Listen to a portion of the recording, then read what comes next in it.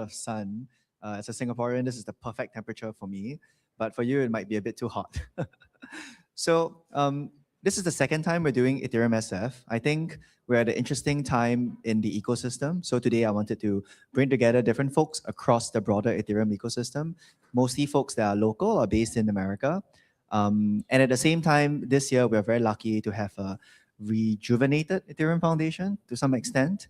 And Ethereum SF is organized around the use case lab, which is happening on the 16th floor. Tomorrow is the demo, so feel free to come down, present your demos maybe, or to interact with the different projects that are being built. And also with the Synthesis Hackathon. Sophia recently joined Ethereum Foundation, and so it's great to see young blood trying to rejuvenate the ecosystem with some interesting projects. The Synthesis Hackathon, it's an agentic focused hackathon. So I'm very curious what agentic means. So I think this week we learned quite a bit about what it means to be agent focused, agentic, and what are some of the changes that this might do for builders like us. And with Isha from the app relations team, who'll be helping the MC for today. She has a very nice voice, so I thought she would do well as an MC. But more important, I think I would love to bring back this community spirit in the Ethereum ecosystem. And my contribution is to help put this together with the team from Frontier Tower, Ethereum SF House. And as a reminder, I've been saying this every day, please sign up for all of the Lumas. I know they happen one by one. And when you are wondering where the Codex API credits are, it's in the Luma. You just have to scroll down a little bit more. Quite a few folks have put their email, but not the org ID, so I can't give you the credits if that happens. It took a lot of effort to get OpenAI to provide credits for the hackathon, so please don't let it go to waste, and use it to build. I think this is a core focus of SF culture and Ethereum. So without further ado, back to Isha to continue the program. Thank you.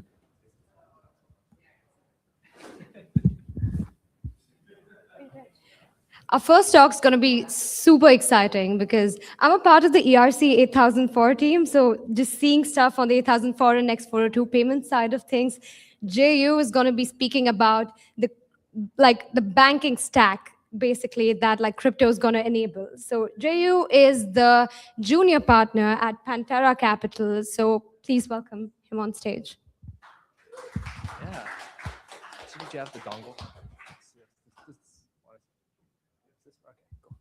All right. Hi, everyone. Thanks for stopping by. Big props for the organizers for putting this. I'm Jay. I'm a junior partner for research and investments at Pantera Capital. So for context, Pantera is one of the largest institutional asset managers in the blockchain space. And yeah, I've been diving into agentic commerce a lot. And this is one of my big working thesis right now, is that crypto is the bank for AI agents. So what do I mean by that? There's two main questions I want to tackle today. The first one is a question of why. Why should agents actually use crypto instead of cards, even if both mechanisms are probably going to work in the future? And the second question is, if agents are going to use crypto instead of just cards, what is this sort of banking stack or banking layer that we want to build for these agents to actually use? And how is it more than just like a simple monetary transfer?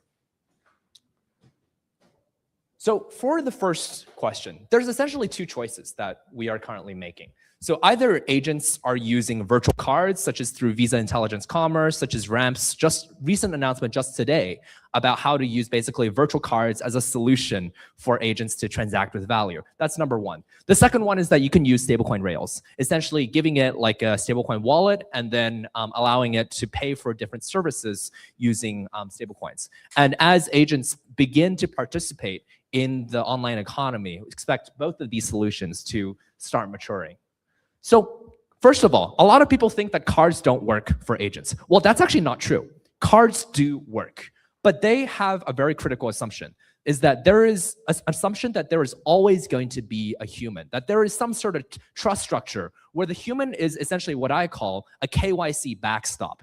You can issue an agent a card in the same way you would issue like an underage child a card as well. You just link that sort of virtual card back to a particular KYC adult. And then that adult will be on the legal hook for everything that the child card and whatever does.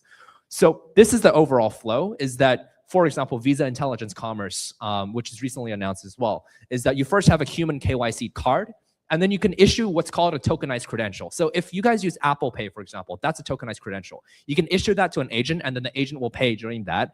And then the agent will transact according to some cap. This flow works, but again, as I said, it relies on this KYC backstop. So what a stablecoin wallet gives, on the other hand, is what I call expanded trust structures. You can give a stablecoin account to anything. Sure, this can include what you can give a credit card to. This can include, for example, a KYC bank account. This is basically what a centralized exchange is. But you can also include things like social OAuth. Privy has done an amazing job in, for example, allowing agents with, let's say, like a Facebook OAuth or like an Instagram or like a TikTok account and giving them a wallet. You can also link it, for example, to just a particular domain. Think about what are domain wallets and stuff like that, or anything else that you can imagine, whether that's like a smart contract or any sort of headless server.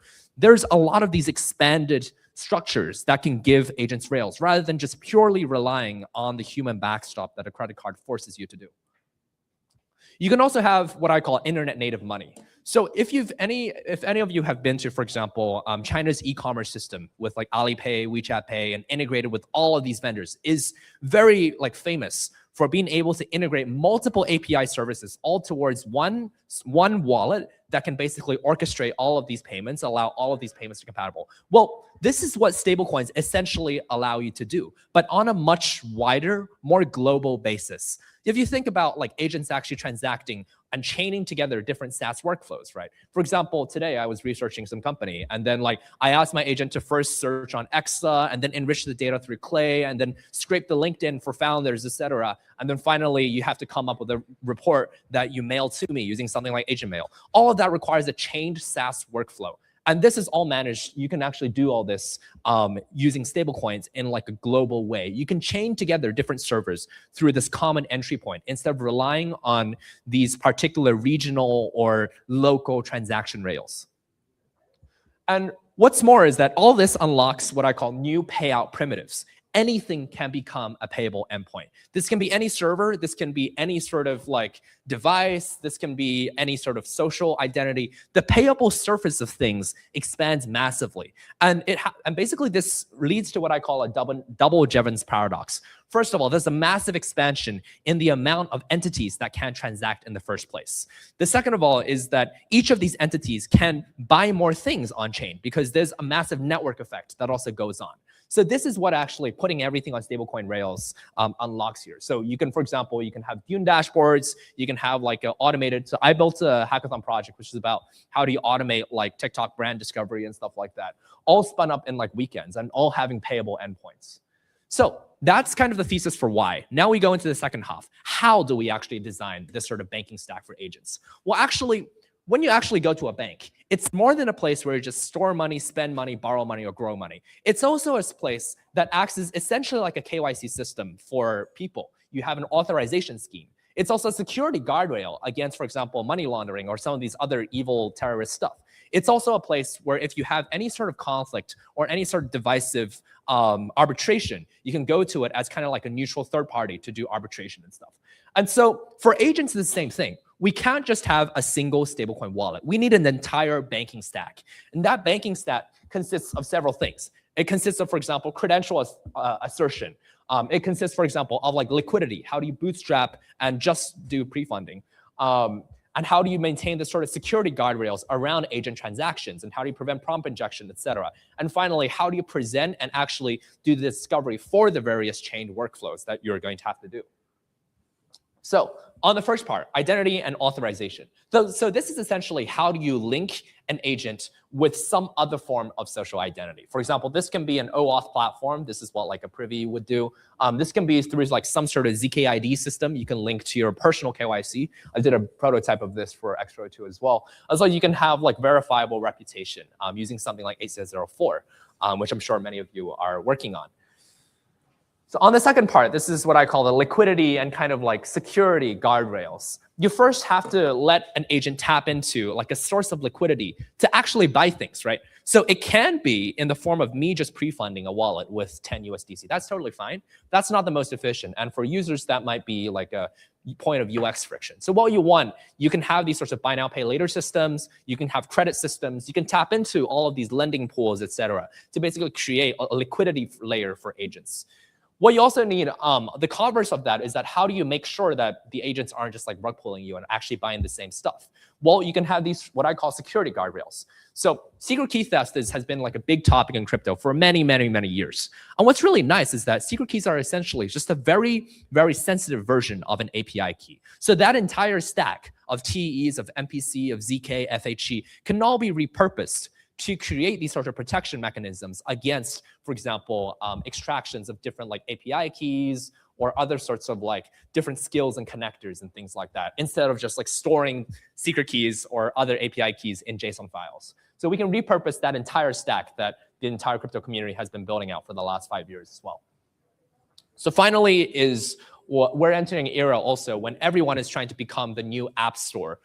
This is a sort of like curation model of how to actually make sure that an agent is aware that, for example, it can use EXA, it can scrape LinkedIn. How do you make an agent aware that it's able to do these sorts of skill discoveries? And this is where you actually start having this sort of discovery layer. And what happens is we have what I call this sort of agent app store wars, where basically there's a bunch of providers out there all creating these sorts of MCP servers, skill files that allow you to do skill discovery and how do you aggregate over the individual tasks and allow for the agents, such as like a Claude Code or through like Codex, to reason through what you actually want to buy.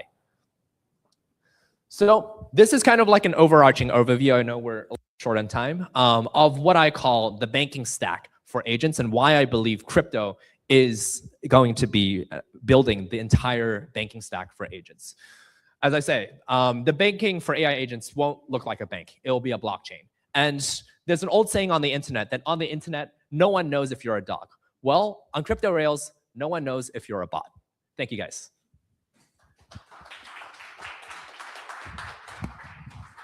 Are we doing questions? Yeah, I got one. Okay. And I'm the next speaker, so you can take it. Go for it. Go for it. Go for it. Please do. Yeah. Paradox. Yes. Can you explain that and how that means for AI? Javon's paradox is basically, it's like people were saying back in the 1800s that like ATMs were going to replace bank tellers. Actually, that was very false, because in the next decade, bank teller jobs doubled. Why? It's because ATMs just increased the surface area that like banks could actually serve, as well as like all the different services that a banker could provide you.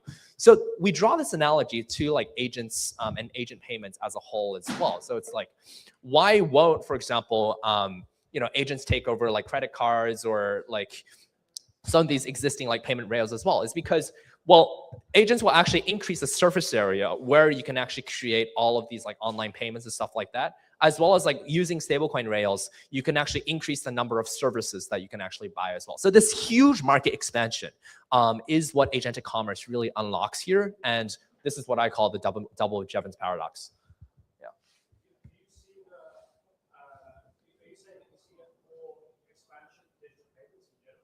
For a general, yeah, I can see a world in which both blockchains and like stablecoin payments, as well as like traditional virtual cards, they both take off, because the TAM is like, the market is so massive that like both of these methods will take off. But I argue that crypto is kind of like a superset of what you can do with cards. Yeah. Yeah.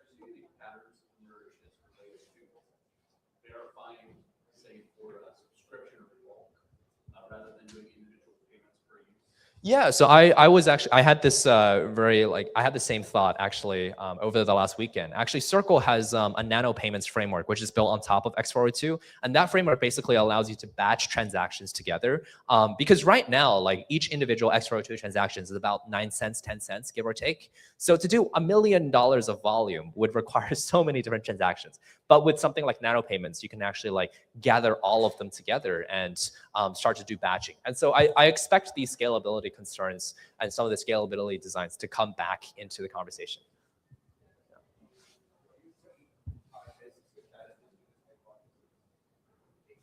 Sorry?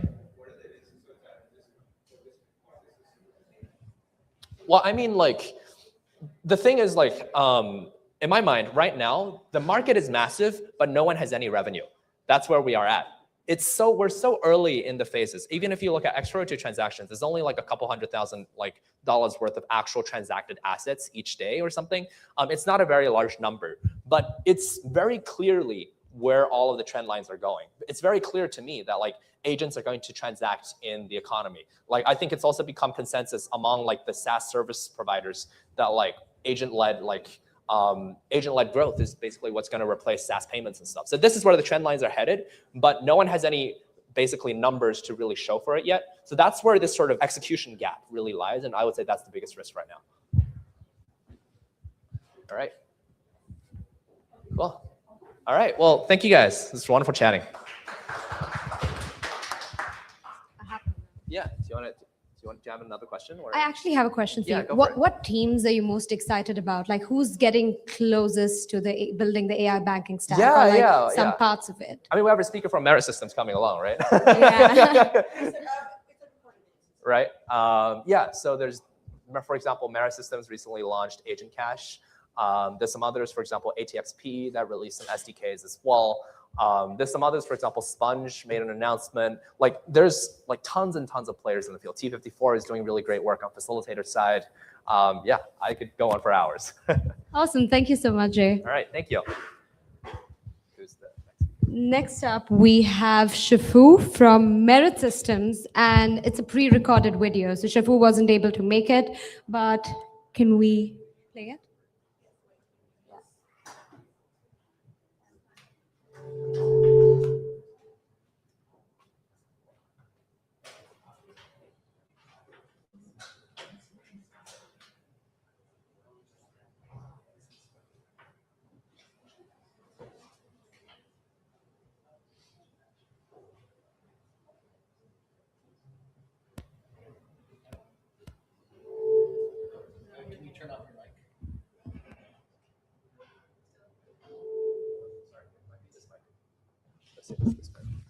How do I turn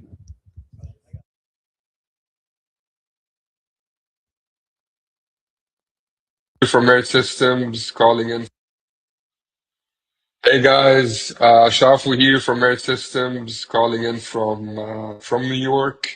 We just released Agent Cache yesterday, and Agent Cache gives your AI agent a wallet. So it has access to the paid internet. So it can access Twitter, LinkedIn, Claydo, Instagram, Reddit, TikTok. It has access to emails. It has access to video models and image models, all that kind of stuff in a very nice package. So to install it, just go to agentcache.dev, hit the Get Started button. This will walk you through the onboarding, which will give you some free USDC to play around with. I already did that, but once you go through this, it will not only give you the USDC, but also give you a nice card with your score. Please let me know. We're doing this whole score leaderboard. So if you have a nice score, please let me know. Cool. So once you install it, you have access to it in Cloud Code or whichever agent client you use. And now you can do things like, what is my wallet balance, right? So I need a balance to call into all of these paid APIs. And how we do that is through X402. Okay, so cool. I have $36 in here. That's awesome. Let me zoom in a little bit. So one thing we can do is look up Shafu0x on Twitter, right? And this will give you access to the Twitter API, so you can, look for followers, following, communities, all the things that Twitter gives you. You can also extend the things you have access to. So we also built X402 Scan, which is the main X402 ecosystem explorer. And you have a ton of other APIs that you have access to. One we just announced today, we partnered with Allium, which gives you access to a ton of on-chain data. It's really good data source if you want to do things on-chain. And in order to give Agent Cache access to this API, you just hit this copy button, go back into your Cloud Code instance or whatever you're using, and you just put it in. This is currently using the Twitter API to look up SHA-0x. There we go. This is me, Open Agentic Commerce. It looks right. Let's do the Allium one. And Allium gives you access to a lot of interesting endpoints. So one endpoint they have is, which I'm going to dox myself here a little bit, but it's public anyway. Can you build, let's build a token portfolio for SHA-Fu.eth and create an HTML out of it. Cool. So this is going to use the Allium API. This is going to look up my my actual address on chain, and it's going to build up a token portfolio with Allium's data. While this is running, we can also, let me create a new code instance in here, and let's say get SHA-Fu0x's PFP on Twitter and make the background blue. So so currently this is my profile. Should pull that PFP, use one of the latest and greatest image models. It's a little bit overpowered for this, but we're gonna do it anyway to turn the background blue while we wait for the token portfolio to finish up. But yeah, we have this whole onboarding thing, which I think is very, very cool, where it basically discovers your profile based on your GitHub, LinkedIn, and Twitter. And based on how cool you are, you get like a score, and that determines how much UCC you will get. Cool. So this is running. This is using Allium / it's looking at wallet balances. It's going to look at full base data and then build the HTML. Sounds good. On the right here, it already has the image. It's using Pillow to convert it in some format, which makes it easier for it to edit. And cool. So on the left side, this is still running and putting it into an HTML. We also have something we call stable upload in Agent Cache, which allows you to just basically upload things to the internet so you can share it with people. So I could be like, upload the HTML so I can easily share it around. Awesome. Also, this one just finished. So let me switch into temp and open this up. Not this one. This is saved under, let's see, CD temp ls. This looks about right. And there we go. Just turned it blue and saved it on disk. This was before. Obviously, you can get a lot more creative than that, but I just wanted to show you that you have access to all the image models and all the video models as well. Cool. So this finished live and shareable. Let's see what it found about me.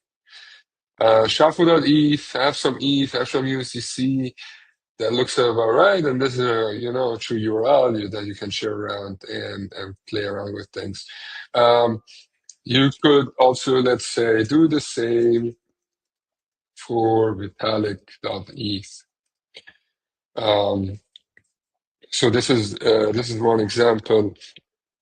We could also do. Let's do this. Let's do clear. Let's go to ETHSF. Let's take the link, find all the cool people that are going to ETHSF, and it's gonna use Twitter to look that up. Apparently Vitalik has many tokens, which is not a surprise. these token prices looks wildly inflated. Let's see if we can figure it out. There's some interesting things in here. Cool. So yeah, Agent Cash is part of Merit Systems. We have a lot of products in the agent payment space.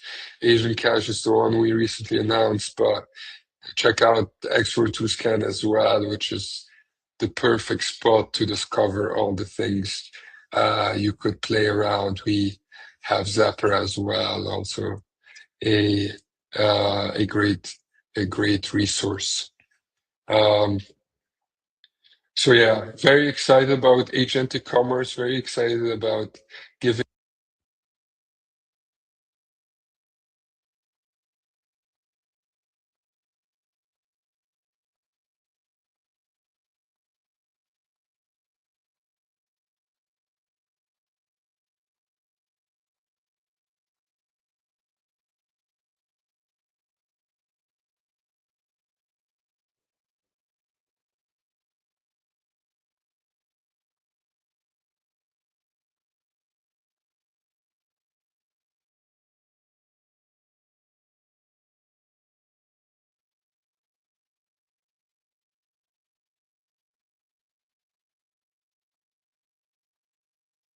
and ask him questions there. Next up, we have Ken from BuildETH. Ken has been building in the Ethereum community for years. He's done like a lot of conferences, and BuildETH happens to be like one of the very prominent developer conferences. So welcome, Ken. Thank you, appreciate that. I was invited here to speak because I've been building community for years, but after seeing the previous speakers, I feel like I'm following Bad Bunny and Blackpink because they have a lot more stuff to say than I do. So I've been part of, I guess, the internet community since the early 90s, so probably before a lot of you were born, building some of the first websites for Bank of America, Charles Schwab, and so I'm so jealous. I want to go back in time of all the people that are building agents, because it's just like what we were doing back, building websites for people. You guys are building agents for agents, and it's a whole new world, and I am so jealous of all the opportunities you guys have. But here I was going to talk about building community. We go to the next slide. So basically the whole idea, so I organized GoSF. We built it to 45,000 people. This was back in the meetup group. And then we did SF ETH Dev. We grew that to 5,500 people. So been doing a lot of stuff in terms of building local community. If you want the too long did not read of this, just talk with Colin right here, because he is the guy doing stuff now in San Francisco that I used to do, but he has it all. He's got the locations, he's got the mailing list, which are the big things you want to do if you ever want to create a local dev group. But the biggest things you need to do is just really good branding. It needs to be something that can't be just, hey, we're going to do a claw group, which could work, but you've got to really focus and have something that's going to resonate. The biggest thing is consistency. If you're going to do a dev group, it's got to be a consistent timing. It can't be too long, once a month or every 3 weeks, but it's got to be consistent. You might not get a lot of people there at the start, but if you're consistent, it'll grow. The biggest things, high standards. When I was working with Grant Hummer, who's now doing Etherealize and doing some really amazing stuff, I went up to him and just said, hey, do you need help with SF ETH Dev? He said, sure. And so I started working. He had such high standards. He didn't want to do a token mill. He's like, no, we want to do real projects, real presentations. And so that was, I think, part of big success of that group. Unfortunately, COVID hit and it killed out a lot of the meetups. And then the meetup program went away. And now it's Luna, which is really awesome. But everything's changed. And that was saying great event platform, marketing list. You got Luna. You've got Colin, who's got an amazing list. So just make sure that you buy him lunch, dinners, beers, whatever, get close with him, because that's the biggest part, is having locations and having a list. And if you have that and a good theme and then consistency, and then you can start pulling in big speakers. Yes, so if you're going to do regular events, so if you're going to do like a Luna group, again, just consistent schedule. You want to book on a quarterly cycle, so it's the hassle of trying to scramble each week, each month. But if you just book ahead of time, it's really easy. You want to get the location and the date first, and then you get the speakers. If you try to do it the other way around, it's like herding cats. It doesn't work. Location and dates, and then get the speakers, and it works a lot easier. And then just keep things really simple. We go to the next one. So basically, hosting a conference, this is if you're doing something bigger. Biggest things are multi-day, a day, half day, and an evening. Multi-day is hard, and that's only an idea if you're going to, create a tent pole that's going to be every year. And that's you got to start planning a year and ahead. You got to in the budgets of the sponsors. It's a lot of doing. If you're doing a day, that's also a big, hard effort. Stick with half day. Stick with evenings. You could, I've seen 3 o'clock till 7 is really good time frame, or half day. Those are really good if you do like micro conferences. A lot easier to do. We go to the next. Oh yeah, so you get the theme, you get the location, and the date. Those are the big things. Then you start working with what the format's going to be. Yeah, so that's when you start just getting a handful of key sponsors, key speakers. So you get that lined up. It's basically your core group that says, "Hey, can we make this happen?" That's your go, no, or no go. Then you get some advisors and marketing partners. Again, Colin and the team here from the EF, raise your hands. They're amazing to work with. So if you get them on board, you can breathe a lot easier. And then what I do is just create a schedule and a blocks, and then that way you start filling in. So basically just have a really good structure at the onset, and that way you're not scrambling. I know as you probably putting this together, you were probably scrambling of slotting speakers in and the schedule and when do we do breaks. If you do that ahead of time, you can breathe a lot easier. Do we have any more? Oh yeah, just keep it simple. Think shorter events, not longer. What I like to do is do a lot of interactive sessions. So I like to move people around in the beginning, have a lot of breaks because people want to socialize. They get a little, when you sit in the chair too long. I like to have a lot of breakout sessions, get people to interact. Really works well. And then, interviews is keynote. So instead of, having somebody do a keynote, just to have an interview. It's much easier to do. And that's it. Avoid large panels and encourage a lot of debate. So like I said, that's just for community and local community. If you're doing globally, that's a lot different. There's different channels. You're on your own there because I don't know the channels these days. But I say, if you're doing anything locally, connect with the EF folks, connect with Colin, and it'll make it a lot easier to do. But again, consistency. And I think people really want, coming out of COVID, they really want happy hours. They really want to connect, but consistency and a specific theme that's going to grab people and want them to come again and again will help. So any questions? Yes, question here. From lots of events, there's lots of information and discussions, recorded knowledge. Like, what have you used or tried before in the past to kind of capture or assist or build on that knowledge? Or do you find that you have not yet? That's a really good question in terms of like, how do you persist that information or the knowledge? I think when you see a lot of stuff, and maybe this is your example from your events, when you see taking the stream and then just posting it online, you don't get a lot of hits. You maybe get 100 or 200. It's pretty small in terms of the number that people want to watch a lecture that's been captured and put on YouTube. So I think what you may want to do is do a side program where you do interview and do a 10, 15-minute interview with the speaker, and you sit down and you capture that. You have really good production values, but you have a much higher sort of signal to noise ratio than just let's put a presentation on and have production values be a lot less. So I think I would probably look to curate specific content at an event that you can do a one-on-one interview. And that way have it be shorter and fit that period that works with either a short that you're seeing with TikTok and Google Shorts, or sort of the TED style that might be a longer interview for your workouts or your drive time. Cool. Yeah. Oh, that's a good thing. It's trying to figure out what the next major theme is around events. There's so much stuff around Claude that's going on. There's so many AI events.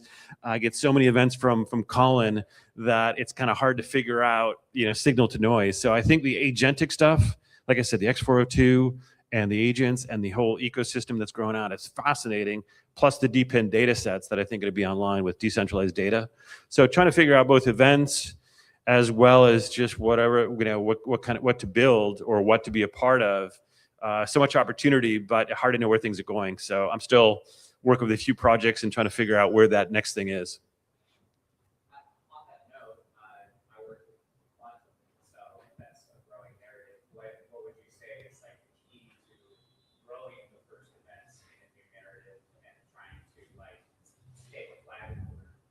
Quantum. Oh, so yeah. So if you're in quantum space, so probably just start with some happy hours. Just get a pub, a bar, and just, say, every once in a while, throw a happy hour and bring people in. ETH Global does a great job of that. And then, meetup style, where it's an evening, 5 to 7, in a great venue, and then just figure out what your list is going to be. And then over a course of a year, if you just are consistent and grow it, you'll turn around and have one of the major platforms that also group with other like-minded groups and organizations and build almost like a karatsu of a handful of companies that way you can be this force. So yeah, by associating with others, you end up building up your brand and your association. So yeah, awesome stuff. You're right on the head, right in the front. So yeah, I definitely would pursue it and just be steady. And like I said, a year from now, you'll look back and go, wow, we've built a good community. But thank you. I don't want to take up more time. Appreciate it. Thanks for having me. And man, you guys have such an opportunity ahead. I'm so jealous. I wish I was 30 years younger, 35 years younger, but good luck with everything. Thank you. Thank you so much, Ken. Next up, we have Lawrence Ion, founder of Viva City, which is a longevity-focused city. And he's previously founded Vita DAO in Vitalia and single-handedly, I would say, accelerated a lot of the DeSci space. So I'm really excited to have him on board here. Thank you very much. Hi, everyone. How awesome is it to be alive? Come on, you can do more. Sometimes. All right. So I'm going to talk here about life and death.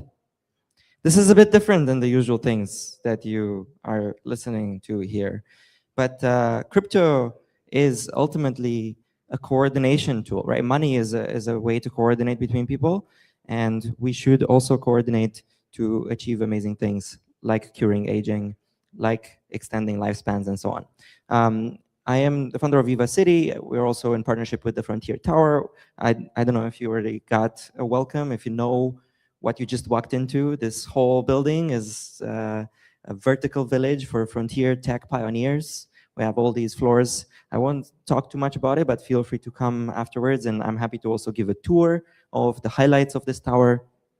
And my main focus is on building Viva City, a whole new city from scratch as a for-profit business to make death optional for most people as soon as possible.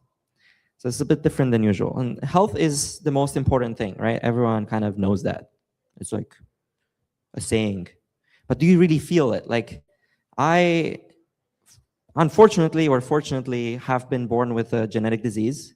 I know what it's like to feel frail. I've spent a lot of time in my childhood in hospitals. I've had many surgeries. And I know I do not want more of that frailty, pain, and suffering. And the future I'm living into with more aging and eventual death is affecting my present moment right now. So I'm working against that. We know that we don't want to end up like this when we're older, right? Nobody wants that. And I would also say you don't want to end up like that. Healthy aging, bullshit. This doesn't look like a young, healthy, ideal situation. What you really want is rejuvenation. So Warren Buffett said that he would give all his money away to be young again. And so we can do some rejuvenation, I think, in the 2030s if we really speed up, where how you have Ozempic, the GLP-1s, these peptides, right, that you can take and you lose weight. The same, we got to make medicine that you take and then you get rejuvenated. And this is, of course, going to be a huge quadrillion-dollar industry, right? Billions of people wanting to rejuvenate. And crypto and longevity have a lot of overlap, actually. Young people in crypto maybe solve the money problem, maybe future thinking. There's this going against the usual financial system, and longevity is going against the usual pharma system, sort of reinventing it with a new paradigm. Instead of managing symptoms, we can address the root causes of every disease like Alzheimer's, cancer, and heart disease, and so on, and target aging itself. everyone gets some disease. Luckily, we can reverse aging in animal models with dozens of pharmaceutical interventions. The harder part is in humans. But yes, we've put humans on the moon. We've had things like Manhattan Project. We can do amazing things. DeSci is, I think, the better way to innovate, right? We have decentralized science, decentralized funding and execution and publishing of science. Yeah, we've spearheaded this field. I don't know exactly how big the market cap is, but it used to be $1 billion market cap. Now it's less, obviously. And we created the first DAO to fund real world research, Vita DAO, in longevity to start with. And we know we can achieve amazing things as a big community. We funded dozens of projects, deployed millions of dollars. And then we had one of our projects ready for clinical trials. And then regulations. Over-regulation is a huge issue. It's this invisible graveyard that is making people die waiting for medicine that could have saved their lives. It's a huge issue. So you have two options. One is reform, use your voice to vote and change the system. Two, and maybe that should be like 80% of the efforts. And second option, exit, right? Build a parallel system, a sandbox where we can try out new models and see what works, and the world can incorporate what works. And the cool thing is, as a big community, bottom up, governed with crypto, using AI, all these things, together, we have a lot of leverage to say, this is our land, we can move in here, create a whole new city, this is our sandbox, our laws, our life, you know, by the people, for the people. And new cities have been built before, like Manhattan Project, to solve a crisis with science during the war, right? And I think COVID was a crisis. A lot of people coordinated for that. We created the COVID vaccine in just a few months, 8 months. Could have been done in 4 months, but still, it was a few months. Usually it's 15 years for every new vaccine, right? When there's a will, there's a way. And I think aging is a bigger crisis than COVID. More people die and suffer even just from Alzheimer's itself.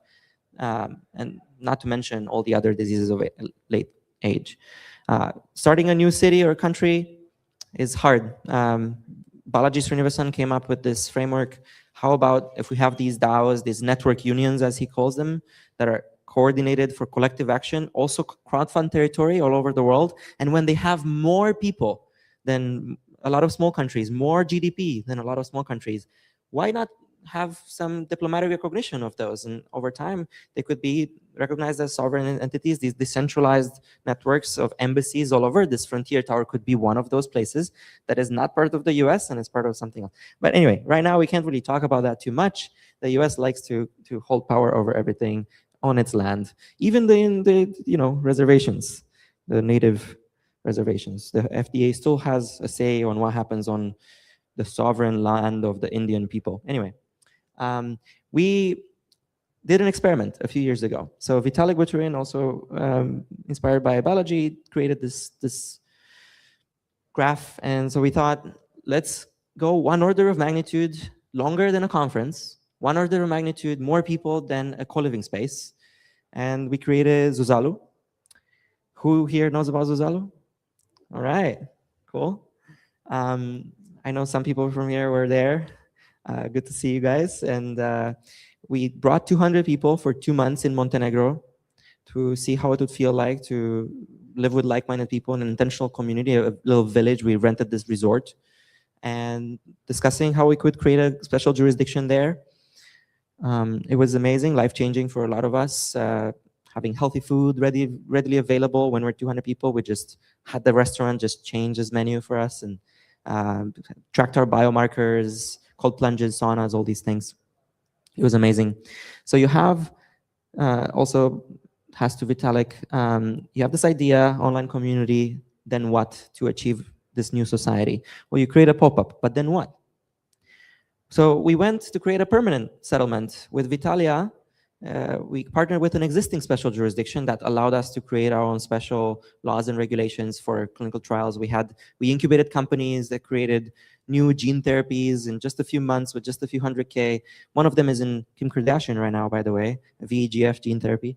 Also, Brian Johnson came by and brought his father, did gene therapy there, and so on. And now, after that, we are looking for a new location. We're not working in Honduras anymore, many issues there, but Viva City, we're looking for a new location. And we have $2 million as a bounty to find a host country. So if you make introductions to country leaders, you can claim some of that. And then also the other thing is, of course, instead of just these horizontal villages and remote locations, we are also discussing the ideas like vertical villages in every major city. So Frontier Tower is where that comes in. So I'm leading the longevity floor specifically within this tower and involved in a few ways. So we have a clinic, we have wellness, like healthy food and keeping each other accountable. We have hyperbaric oxygen therapy in the clinic, red light therapy, a doctor doing consultations. We have blood tests, things like that. And we also have an incubator helping startups that want to work on health. Of course, a lot of these we need blockchain for to create decentralized trials and have by the people, for the people, figure out our health. And I present you with two options, guys. Option one, you can work with me on curing aging. Option two, work on another random fun side project. With option one, you can create others. Option two, you're dead. So I would rather keep making awesome projects and see the future. So choose option one, guys. So I would love for each and every one of you to do at least one thing. I don't ask you to change your career, move to Viva City and pledge allegiance to me, but just one thing, scan this QR code and join the Telegram, coordinate, at least maybe retweet something when it's time to spread the word, or yeah, help us with 1 hour of your time sometime. So yeah, that's it. Questions, suggestions if we have more time. Any concerns, any ideas, I'd love to hear. Thank you.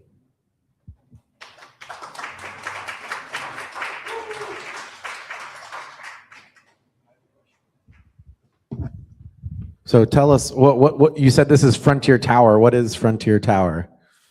Can you explain what you're talking about? What does that mean? Yeah, we have a 16-floor vertical village.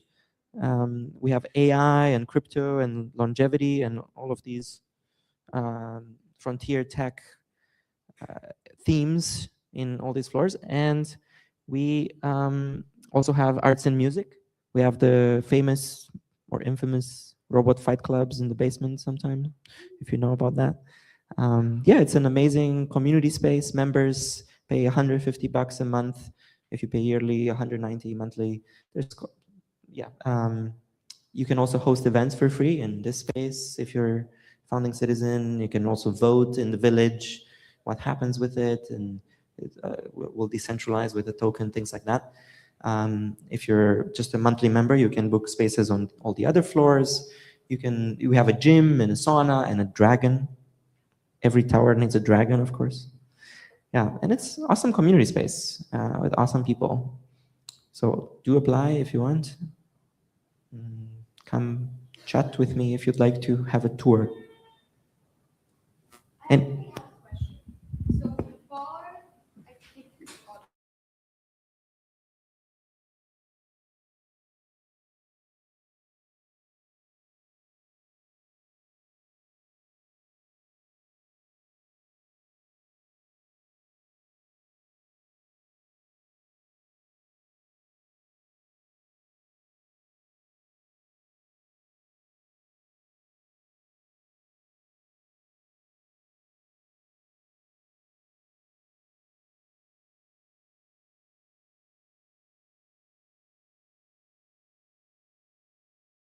of what is the problem and what potential solutions might be.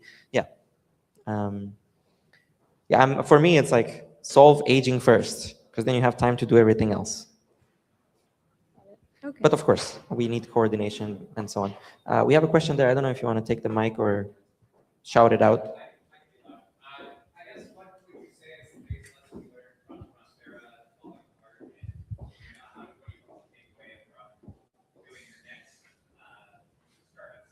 Yeah, so Prospera existed way before us. We went there and we started building our city on top of their jurisdiction. It hasn't fallen apart.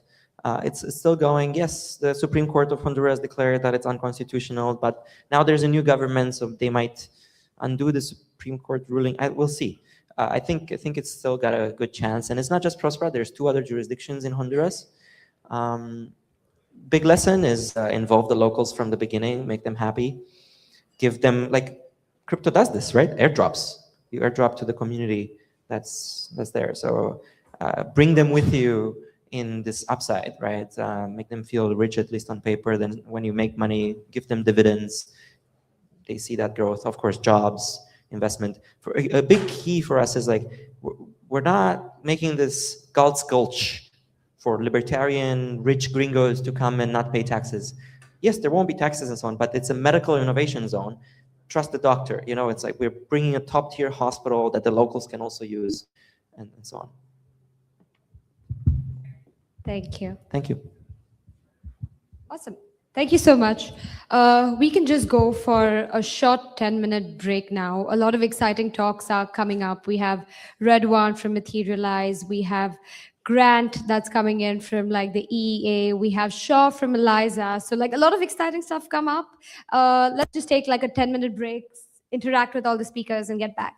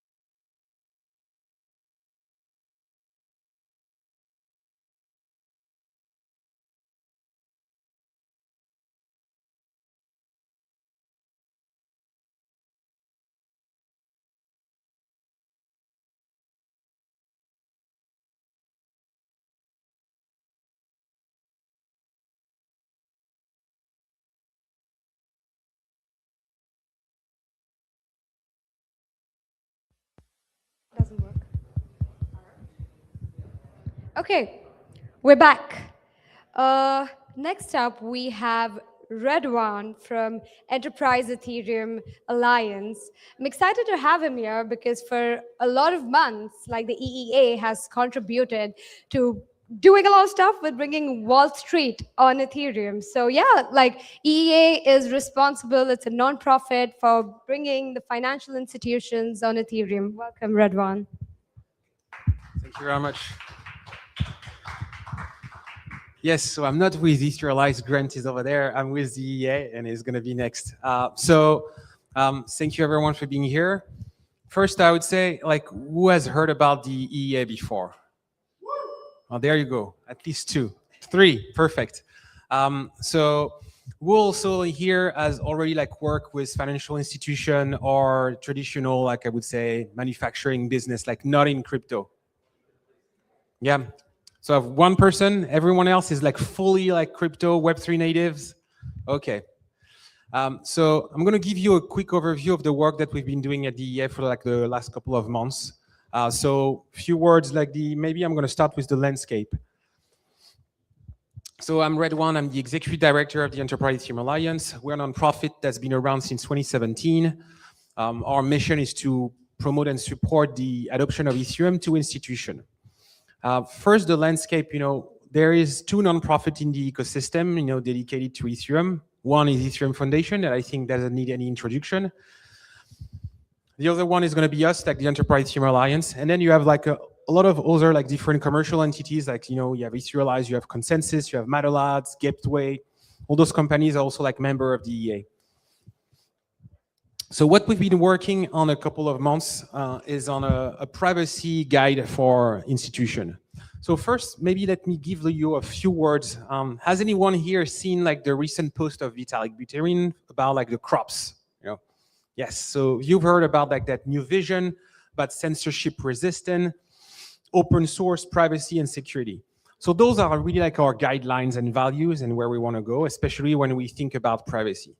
Because right now, like the hottest topics actually on Wall Street and in TradFi is how like they know the value of how we can use Ethereum and how they can, I guess, make more money. It's still like ongoing process, but they know like how we can really change their operation.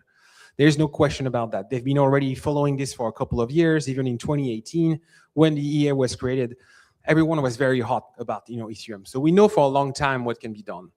But now the challenge is like how they can do this in a way that is compliant with the way they operate. And actually privacy is really something that they ask a lot. And so with some different members of the EA, we've been working for the last couple of months to starting by building a report of like the different technology. I think we have all technologists in here today, so you're very familiar with like TEE, FHE, ZK, MPC, and all those other terms of cryptographic method to, I would say, guarantee privacy. But if you talk to a risk manager, if you talk to a digital asset manager of people, it's not the business, like to know about all those technologies. So how we can bring that knowledge to them and how we can help them making a decision. So we've been working with a lot of different organization in the EA to simplify and explain those technology. But first, I would love to maybe take a moment to think about like what is exactly privacy in that sense, because if you talk to institutions, do you need privacy for the execution? Do you need privacy for like the value of your deal? Do you need privacy for who you're sending to? There's a lot of different layers in where like, you can need privacy. Because for instance, maybe you're like, well, I don't care if my clients, they see like the people, the network can see like who we trade with. But when you call that contract, the logic, the pricing and how that pricing is defined, I don't want this to be seen. And so first, like the first part of the work that we've been doing with like all those different members is like defining those different level of privacy. So we can see like the amounts, do you want to know exactly how much there is in the balance? The counterparties, who you're dealing with. The logics, as I mentioned, like the smart contract and how, for instance, like pricing definition of some of the things. So there's all the different aspects that we define in that report to kind of have a first good common understanding of like what we're talking about for privacy. And then after, I think what is important, like mental model here, is that privacy for Ethereum and privacy for institution means a little bit of something, like it's not the same. You know, for Ethereum community, it's owning your asset. It's completely be able to be anonymous also. For institution, they're more like looking for like a selective privacy, not because they don't believe in the values of Ethereum, not because they're evil, but just because they have to respect some rules. You know, if any banks that don't respect like the compliance rules, they lose their license.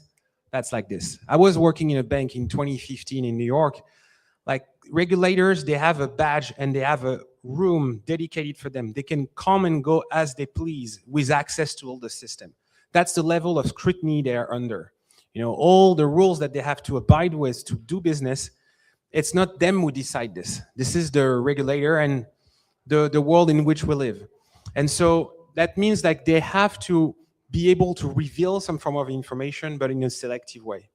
And that's what currently like different vendors have been working to provide technology for that. So that can be for the regulators, that can be for the counterparty, that can be for some auditors, that can be for some just internal auditors. And we've been looking at how actually those technology can address those different use cases. So some few use cases that we can think about, like, you know, like a bond settlement. Like, let's say you have your trading floor, they're like dealing on some maybe San Francisco bonds that been emitting because they need to have some financing because there's less office space and the city is not need to have like some more money. Well, those can be some use cases where you don't want to see like what strategy like on the trading floor you're going to have. I think one of the very simple use case also for privacy is like payroll. We have a company, it's called Franklin at DEA. And so for them, say, well, we want to be able to use crypto to do payment, but how we can do this in a very private way where only the recipient can see the volume, because you don't want to know everyone like what is being paid from your company. And you could find some way to reverse engineer and find, you know, like that information. And so those are like some very key use cases they've been working on. There is, of course, like all the one that you've heard, you know, like central banks.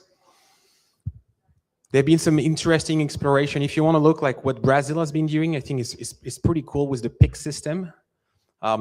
It's a little bit, I think, in standby right now, but it's a good example of how, you know, when regulator come into play, you can really have some transformative change.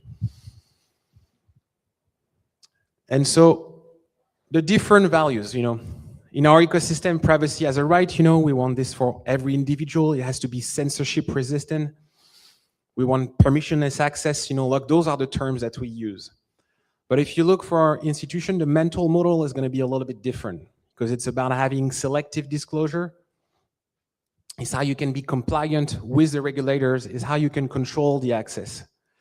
And I know this can really ruffle some feather, especially in my community, you know, in Ethereum, because we see that as like really like opposition with the principle of Ethereum, but it's actually, it's just like they don't have any other choice. You know, this is what they have to do. And if you want to work on institutional adoption, this is the mental model that you need to have. If you come into any type of organization that deal with like public market and you come and say, hey, this is how we should do things because Ethereum is right, you can be right. And I do believe like those privacy rights are true.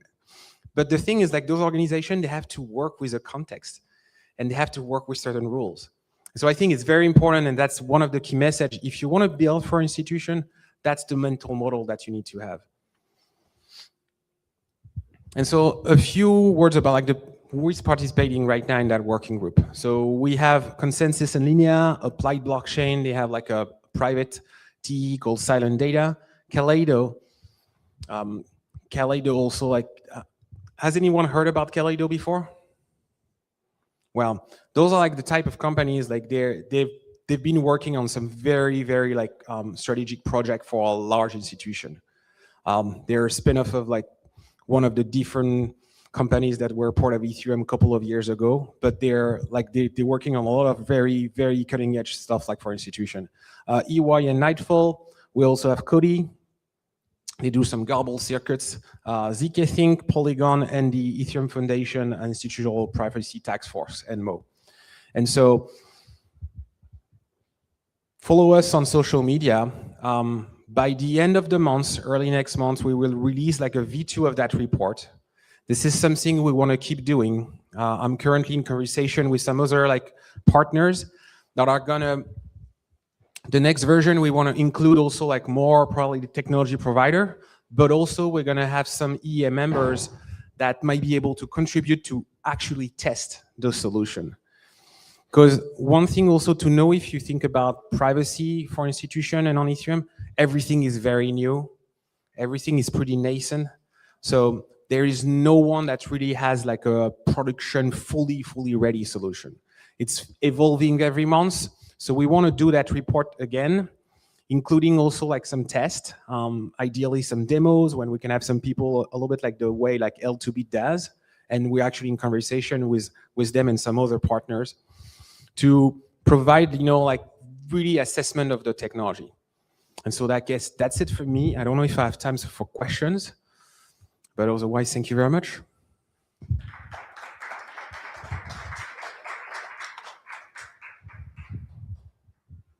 So Canton Network has gotten a lot of mind share recently. I don't know if you have any comments on them or what we can do to make sure Ethereum wins. Well, we're working on that. And sorry. Oh yes, Canton Network has been has had like a lot of press for the last couple of months. If you ever not heard about it, it's like a really like the latest, I would say, corporate chain. It's like a term that comes back, and so they are very hyper focused on institution. They have a way of operating is very different from Ethereum. I think it's probably they answer like a need from the institution. But what I can say is that when you talk with a lot of those, like they understand and they see the value of Ethereum, because Canton is still like a closed network. And so maybe some institution that's going to answer their needs.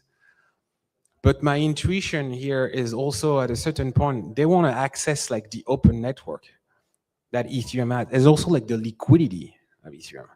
Because on Canton, you're going to deal with people on Canton and also institution on Canton, which can be pretty huge, you know, like Ethereum is a blip to the global financial market, you know, like $300 billion of like of stable coin. Global money supply is 123 trillion, M1 and M2. So yes, we've done pretty well in 10 years, but we're like a blip at the scale of like financial institution. But the penetration and how we've been able to touch like a large audience, you know, like, and all the vibrancy of our ecosystem, it's something that you cannot replicate like by snapping your finger. So I'm pretty confident, you know, in Ethereum, like we have like such a very clear roadmap for scalability, performance, privacy, and the quality of the research and the innovation is uncomparable for any other ecosystem. And that's where we're going to win. Any other question? Thank you very much, guys.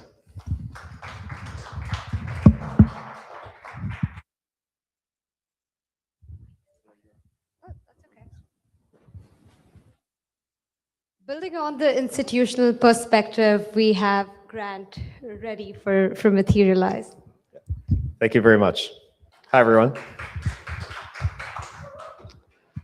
Yep, I am Grant from Materialize. I guess the clicker. Cool. Thank you. Thanks, Ken. Great. So yeah, I'm from Materialize. We are Ethereum's tokenization arm, and we're trying to connect Wall Street to Ethereum. That's our fundamental mission. Tokenization is exploding. Every day, practically, it seems like Larry Fink, CEO of BlackRock, is on the news uttering the word tokenization. This is an incredible tailwind for our industry. I would say, actually, that ironically, institutions are more hyped and excited about crypto right now than like normal people are, which, you know, if you've been around for a while, it's been the complete inverse, you know, for like probably a decade up until 2025. Where, you know, ordinary retail traders, users, and investors were all about crypto, and institutions didn't want to touch it with a 10-foot pole. But now they see the obvious benefits of going on chain. So as you can see from this chart, we were a blip above $5 billion at the start of 2025. Today we're at like around 27 billion. So I think it's been about 30% growth year to date so far in the value of tokenized assets on chain. As you can also see in the top left, there are two asset types. There's distributed and represented.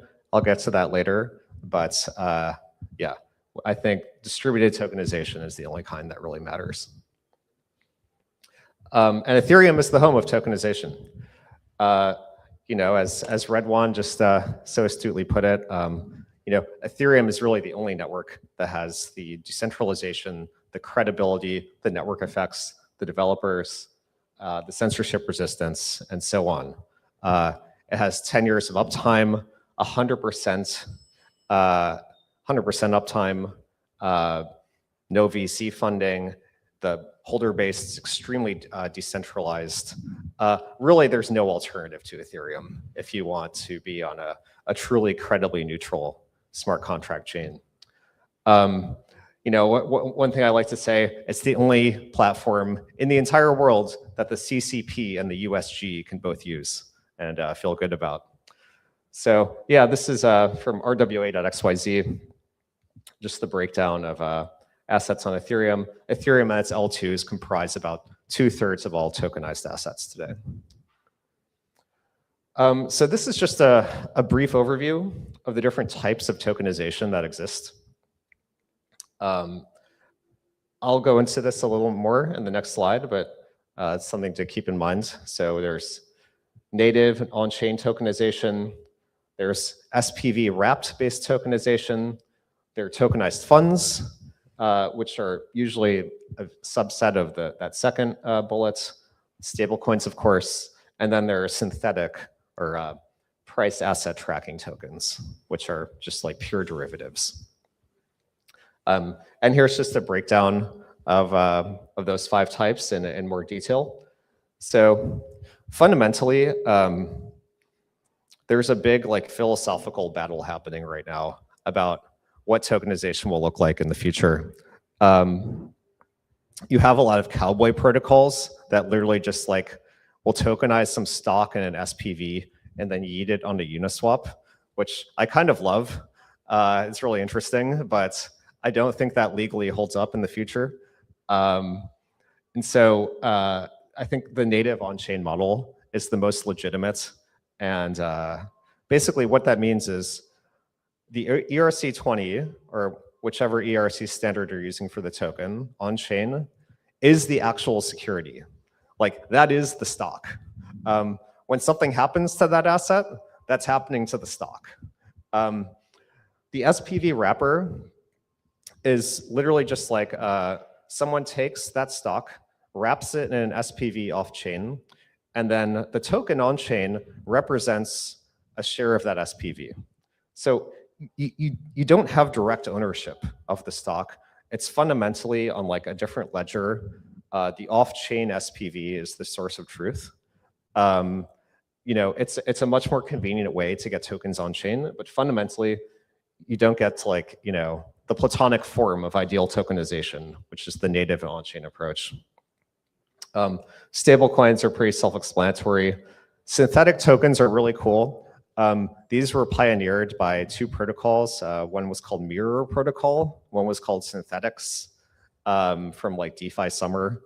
And today we see a huge comeback in them on platforms like Hyperliquid, where you can get economic exposure to the performance of stocks and other securities without actually truly owning them through the creative use of oracles and perps and things like that. Yeah, so as I mentioned a few minutes ago, there's distributed versus represented tokenization.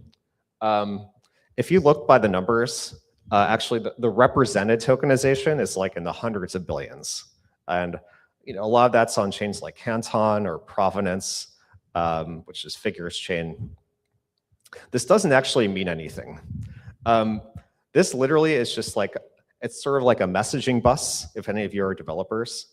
they're just saying that they're using the chain as like a way to send messages about that amount of money, but the tokens on those chains are not actual securities that are almost like bearer-like in their existence. So, you know, Figure has like over $12 billion of home equity loans on its chain. Those are not actually home equity loans. Those loans actually exist on like a ledger that Figure holds off-chain. So, you know, it's sort of like back in the day when the internet was first developing. There were actually articles saying intranets would be the future of the web. You know, these like closed consortia run by corporations, and the public internet would not amount to anything meaningful. Obviously, that's been proven incorrect. The internet dominates everything. Intranets are, you know, closed bespoke networks that usually only function within single companies. So, you know, I think these permissioned blockchains, these consortium chains, and so on, I don't think that they are going to be the predominant form of internet finance. I think open chains will win in the very long run. And yeah, the same internet versus intranet, I think debates will play out in a similar form on blockchain rails. So yeah, what are the bottlenecks today? Why don't we have $1 trillion on chain right now? Here are some of them. I won't go through all of them. Redwan gave a great overview of privacy. And you know, the Ethereum Foundation has this new framework called CROPS. So privacy is literally actually very, very important to institutions. BlackRock's not going to put $5 billion of its loan book on chain for like Ken Griffin to steal and, you know, short or something, or like trade against. The institutions, they have to have privacy. So it's literally table stakes. These privacy protocols are still extremely nascent, but they're developing fast. And that is a very important necessary condition. Another thing is scale. So, you know, the EF research is doing a lot of work to like multiply L1's throughput by orders of magnitude with zero knowledge proving. There are also L2s, which are making great strides in driving scale. Identity and compliance. So right now, a big problem today with the RWA protocols is that they each have bespoke KYC identity solutions, and that makes it very difficult for them to interoperate. So there are some efforts being made to address this for the industry to come together to form like an industry-wide solution for different RWA protocols to be able to compose with each other. There's some other points there. I won't go into all of them, but yeah. Needless to say, there's still work to be done, but once these, and you know, this is hardly an exhaustive list, but once these all get knocked out, I think we'll probably see somewhere on the order of $10 to $30 trillion of assets that are tokenized on blockchain rails, and eventually the entire world's assets. So Etherealize is a part of this. We're up to about 25 people. We have offices in Austin, New York, and here in SF.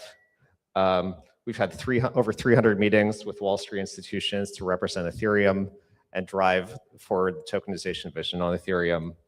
We testified in front of Congress last year. We've met with the SEC multiple times. We're targeting Q3 for our launch. And we're also doing a lot of work around privacy. So yeah, more info coming soon. Please follow us on Twitter at Etherealize_IO or me at GP Hummer. So thank you very much. Time for questions or, all right, if anyone wants, yeah, what's up, Ken?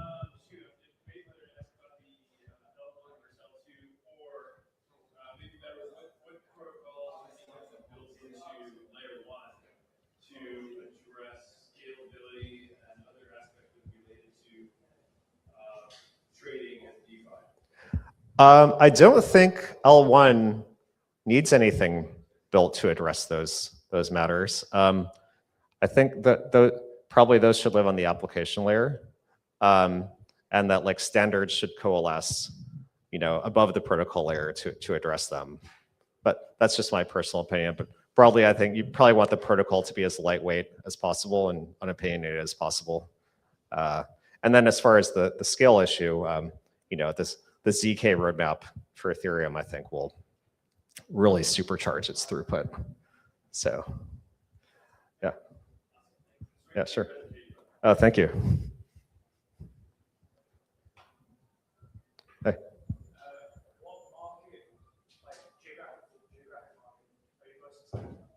What market are we most excited about? Me. You know, not to sound jingoist here or anything, but I think the US is really where it's at. Yeah, I mean, outside of the US? Outside of the US, oh man. I think Asia. There's been surprising openness, especially in like Hong Kong, to tokenization. So I would bet on them as like the runner-up. Yeah. Yeah, well, Hong Kong, I think, is that's probably where China does a lot of its business with the outside world. It's where their proxy city-state. So yeah. Yeah. Very cool place. Anyone else? All right, well, thank you, everyone.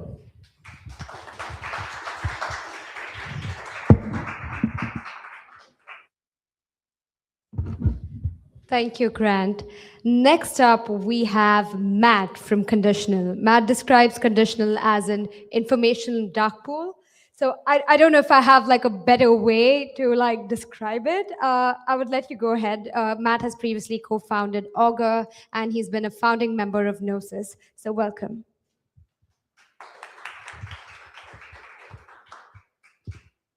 Is this camera on? Do you mind turning it off?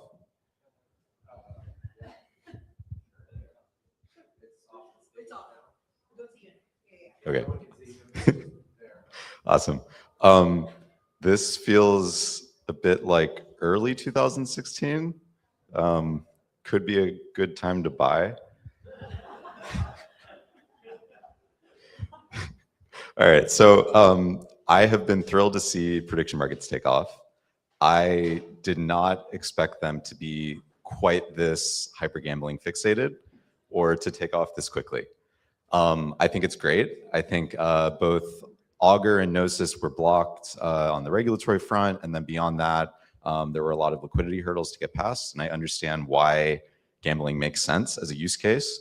But I think that prediction markets, especially decentralized prediction markets, are meant to be civilizational infrastructure tools. And to do that, they have to go well beyond their current gambling use cases. So when you consider a prediction market as a tool for information gathering versus just a betting exchange, you can imagine a large class of information buyers that encounter what's essentially a free rider problem on public prediction markets. In current prediction markets, you need gamblers to essentially provide the dumb money for pro forecasters or expert information to participate in the market. It's irrational for them to trade directly against each other, so you need people losing money. In an ideal form, the person losing money is paying for the information output of the prediction market. It is a buyer who wants to know, what is the probability of a certain event occurring that can inform them making some sort of decision, in the external world. If you consider the scenario where a trading firm is trading soybean commodities, the trading firm wants to know like a super accurate local crop yield forecast. And the trading firm is willing to pay $50,000 to essentially take the place of the gambler in the market, getting sensor data, pro forecasters like on farm data, et cetera, to participate in this market to provide them information so that they can then trade the agricultural commodities. They pay in $50,000. That information that's provided in the market is immediately public to all of their competitors, and there's no alpha that can be extracted from that market. This leads to a design route for prediction markets, essentially private prediction markets, where you have a market in a confidential compute environment that the only party that can see the active probability in the market is the information buyer themselves. The price feed is like exclusive to the buyer. There's a problem here. Currently, prediction markets are already capital inefficient. You lock up money for long duration. It's hard to exit your position, et cetera. You might not even be like earning interest in the position. How do you have a private prediction market where humans are participating on it but can't see the price? You can't really. You can do some workarounds, but it's still going to be suboptimal. What you can do is have private markets and have forecasting agents also operating in trusted execution environments, such that they are guaranteed to be able to see the market price, trade on the market, but not exfiltrate market price, thus keeping the current probability private still only to the information buyer. So essentially, that's how you unblock prediction markets on the demand side to make funding prediction markets more palatable to information buyers versus just gamblers. Prediction markets are also blocked on the information supply side. We have someone formerly from Manifold here.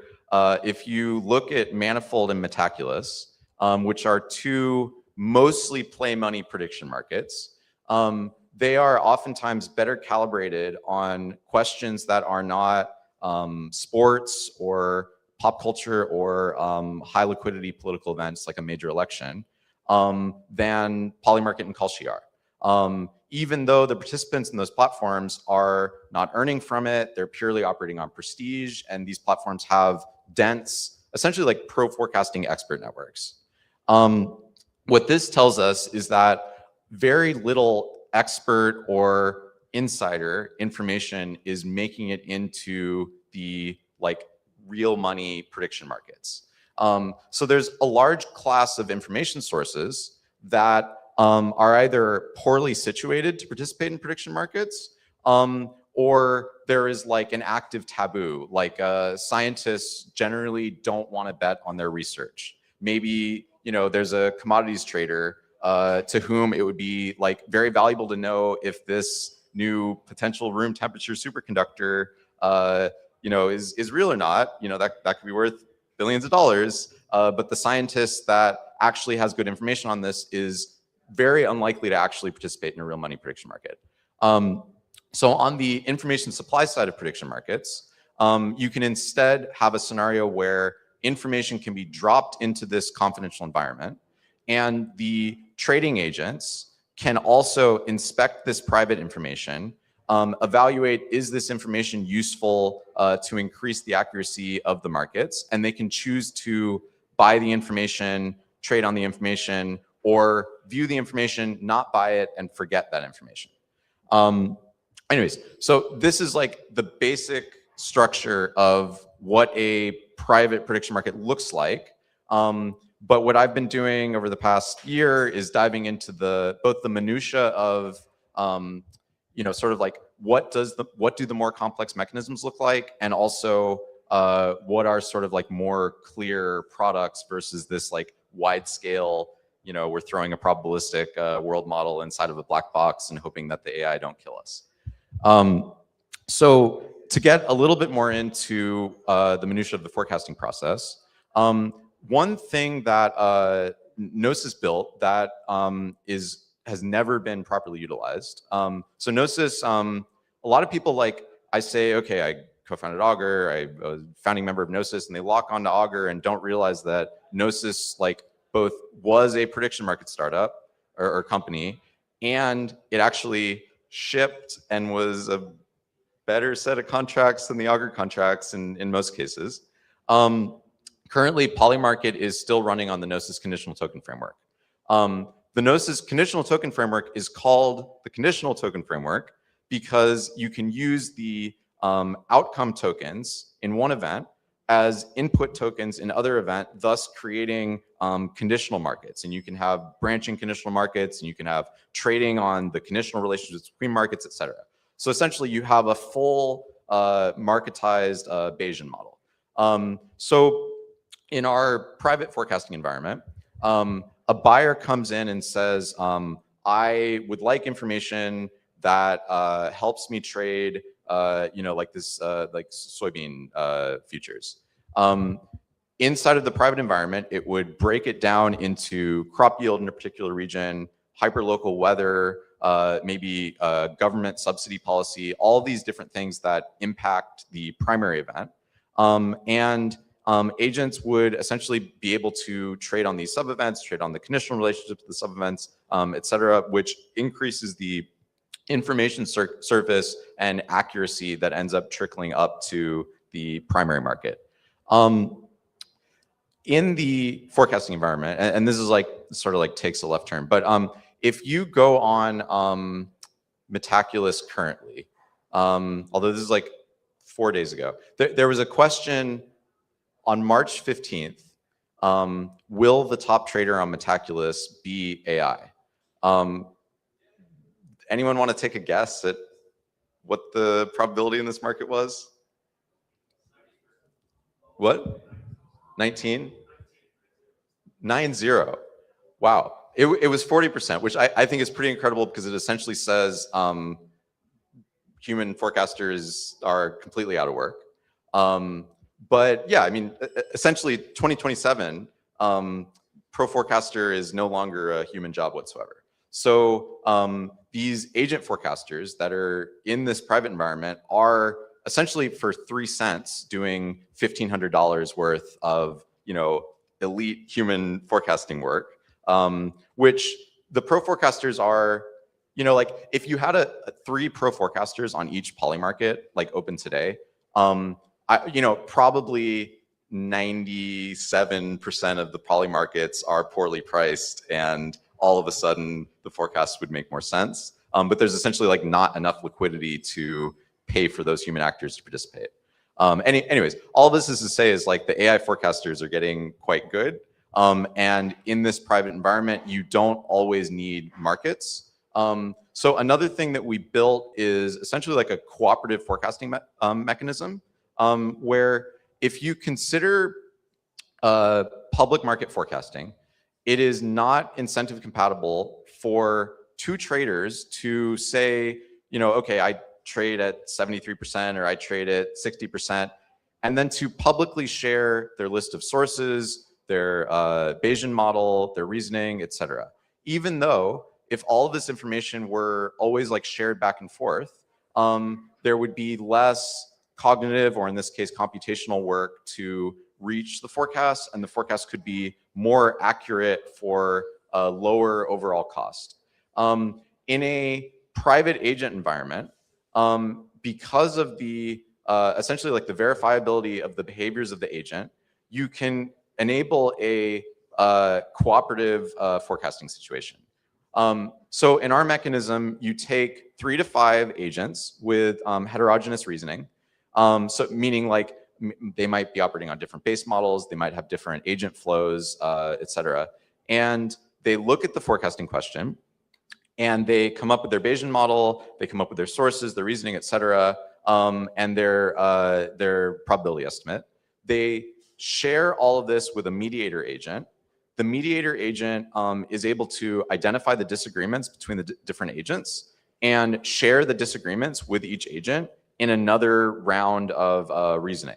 What this does is the agents look at the disagreements and the information from their peers. They update their reasoning, like, oh yes, like this other agent, like they saw this source that I didn't know was there. I was wrong about this thing as a result. They update their probabilistic forecast. They share this again with the mediator, and the mediator uses a mean of all of these probabilities, and this is the sort of like the end result of the forecast.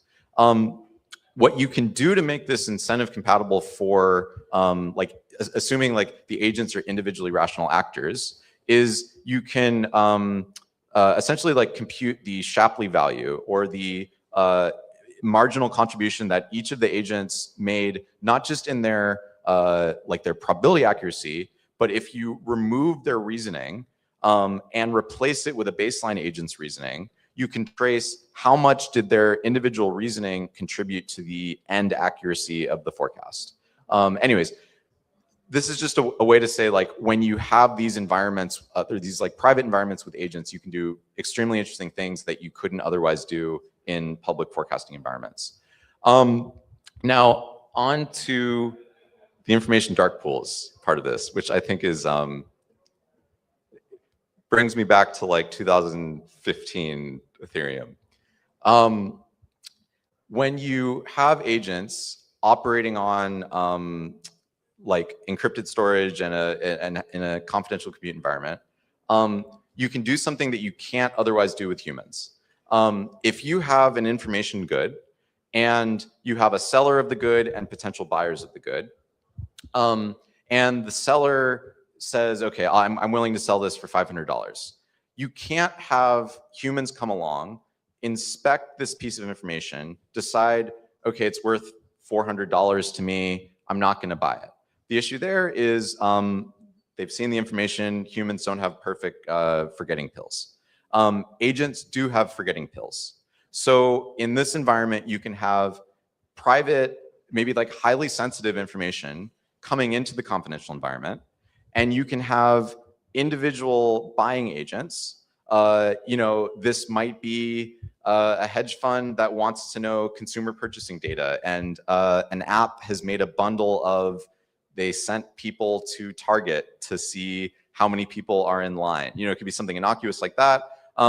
It could also be which Monad founder is leaving, that someone overheard at a conference, right? So people can essentially like dump information into this black box. The agents can inspect the information on presumably a human buyer's behalf, or they can be directly trading on like Polymarket, Lighter, etc. And they can decide, like, is this information worth buying or not? Anyways, to me, this is what Ethereum's for. So maybe I'll leave it on that. And if anyone has any questions, I can field those. Yep.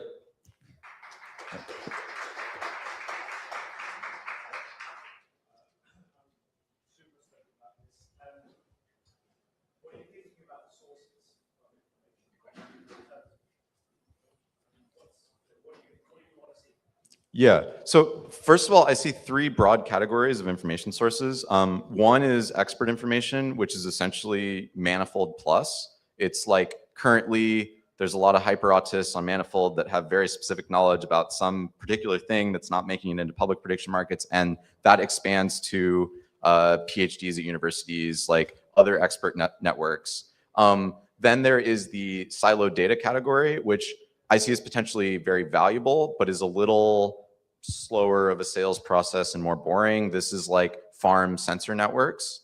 And then there's the consumer information. And I guess like I envision this, like to sort of like paint an illustration. Pokemon Go is actually a spying app. It's send a user to go catch a Pokemon, ask them to share their video, do a 360 scan, creates a large geospatial model, right? So you can imagine a scenario where you're sending people out to gather very specific pieces of information. I would say that some of the edgier cases might be early interesting ones. Like there's a lot of information in San Francisco that is valuable that people just happen to overhear, that someone trading on Lighter or Polymarket can probably turn into money. You can use your imagination.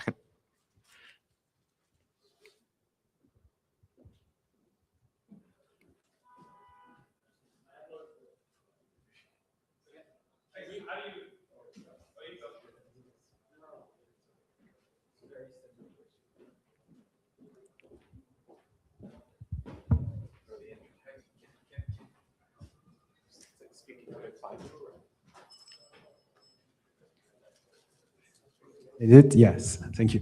Can you just explain, like, what do you mean, like a buyer of information? Because I see Polymarket, I can place a bet on an outcome, but how that can be used for me to actually get a correct information? If I take your example of the soybean worth 50K, how does this work exactly? Like, it's maybe a one-on-one question, but I don't really understand, like how you can actually pay to get information from a prediction market? Yeah, the most basic way to see this is just like an inverse fee, where, if you trade on it, you're, being subsidized by the automated market maker. More complex ways, like the system itself could route to, these are particular agents that have expertise in this, and we're going to like pay for their compute costs and, give them like an additional subsidy. Does that answer?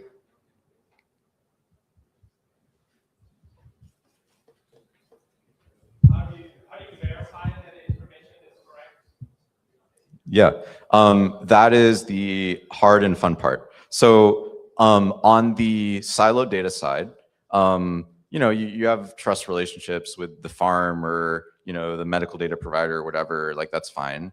On the expert side, you can do ZK, I'm a professor at Berkeley, and here are the last 20 questions I answered, in a reputation score within the system. You could even consider things like, putting value at stake that's not being directly used for placing bets, but is purely like, if the system determines this was adversarial behavior, you will lose your stake.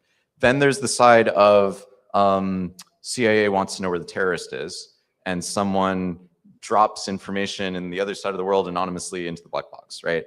I would say that a system such as this would not be approachable if agent reasoning hadn't progressed to the extent that it has. But agent reasoning is fairly good. So the lazy answer is the agents are risking capital and they're rational economic actors.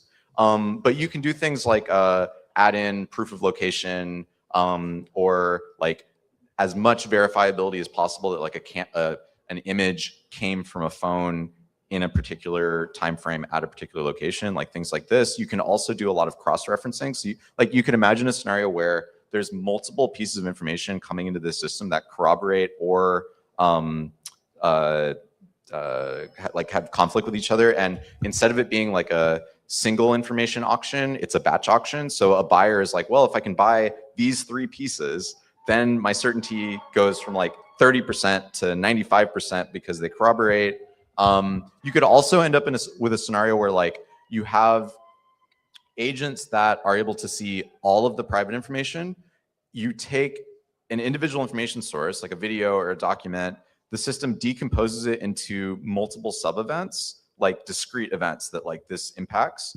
And this class of agents is able to see all the information and are essentially operating on a prediction market on what is the validity of this information. And also have economic stake in doing so.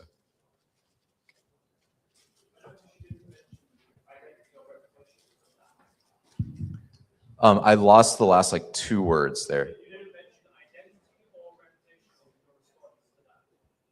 Yeah. So on the expert side, I think like there's a spectrum of trust model for this. From some entities putting information in the system would prove like do ZK passport or ZK I'm a professor, and there could also be reputation tracing like within the system. I just think that like a lot of the juiciest information may come into the system completely anonymously, and yep. I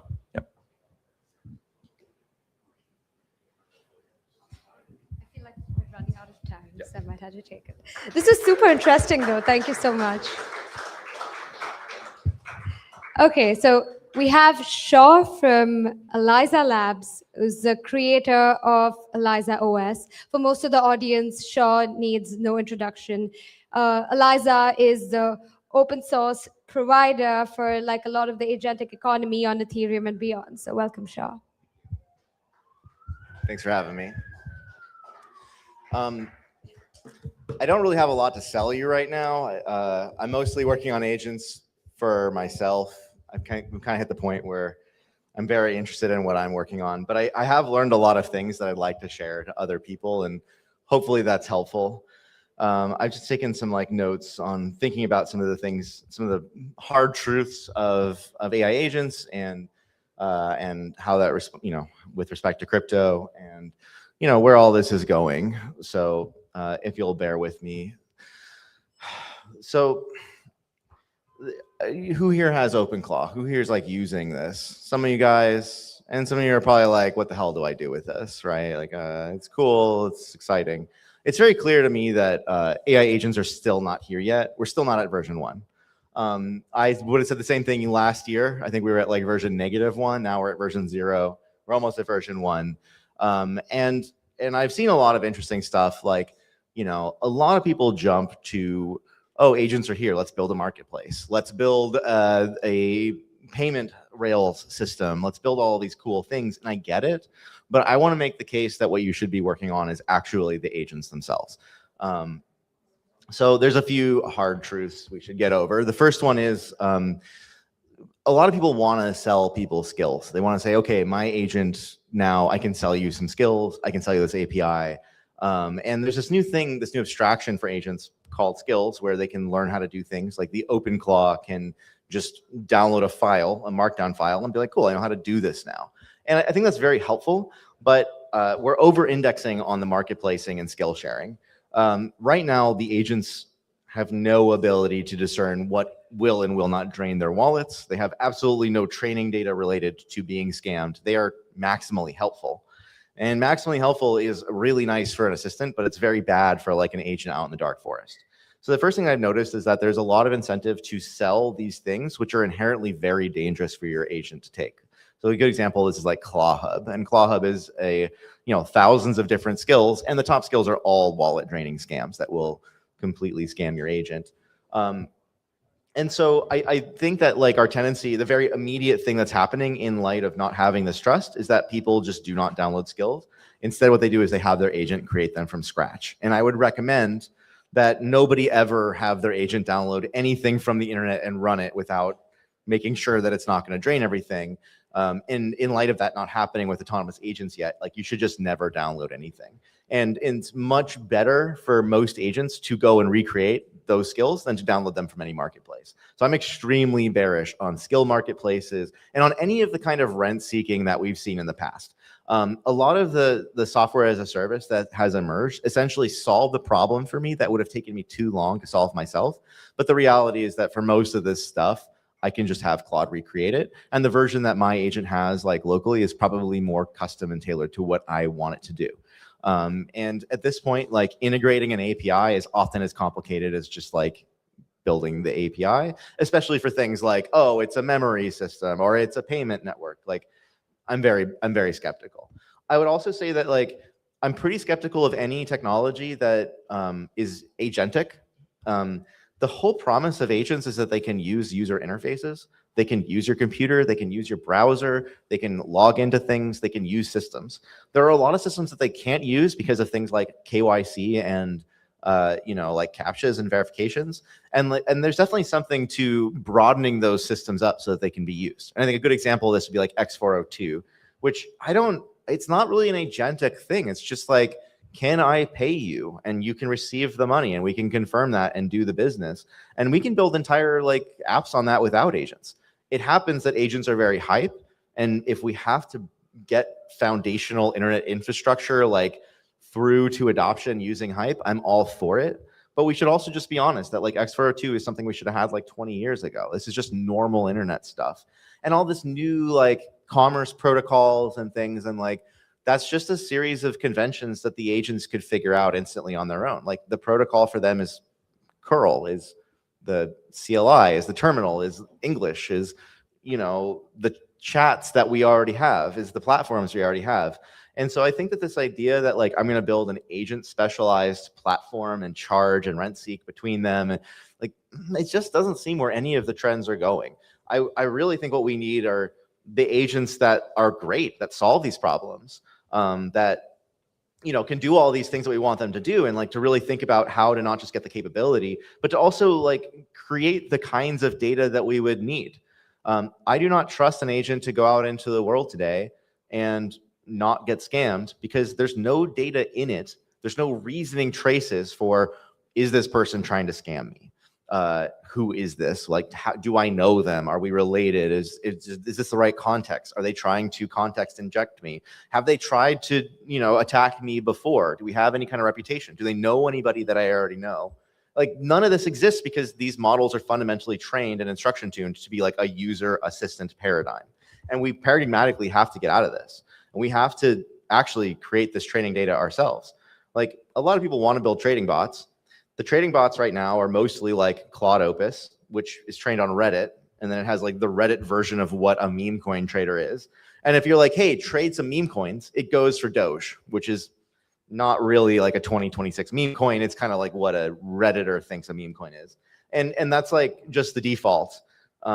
And it has no idea of any of the market signals. And you can put all of these rules in, but I guarantee this is like not the right direction. The right direction is that you have to have the data in the model so that it can make decisions at reasoning time. Otherwise, you're just like going to be sandboxing and locking down and adding, you know, payment restrictions. And I have to sign off on every, you know, interaction it wants to make. And that's all just LARP. Like none of that is autonomous at all. It's admitting that it's not autonomous. And really, we're trying to get to autonomy. So something that I really believe in is that we need to build like the game versions of things.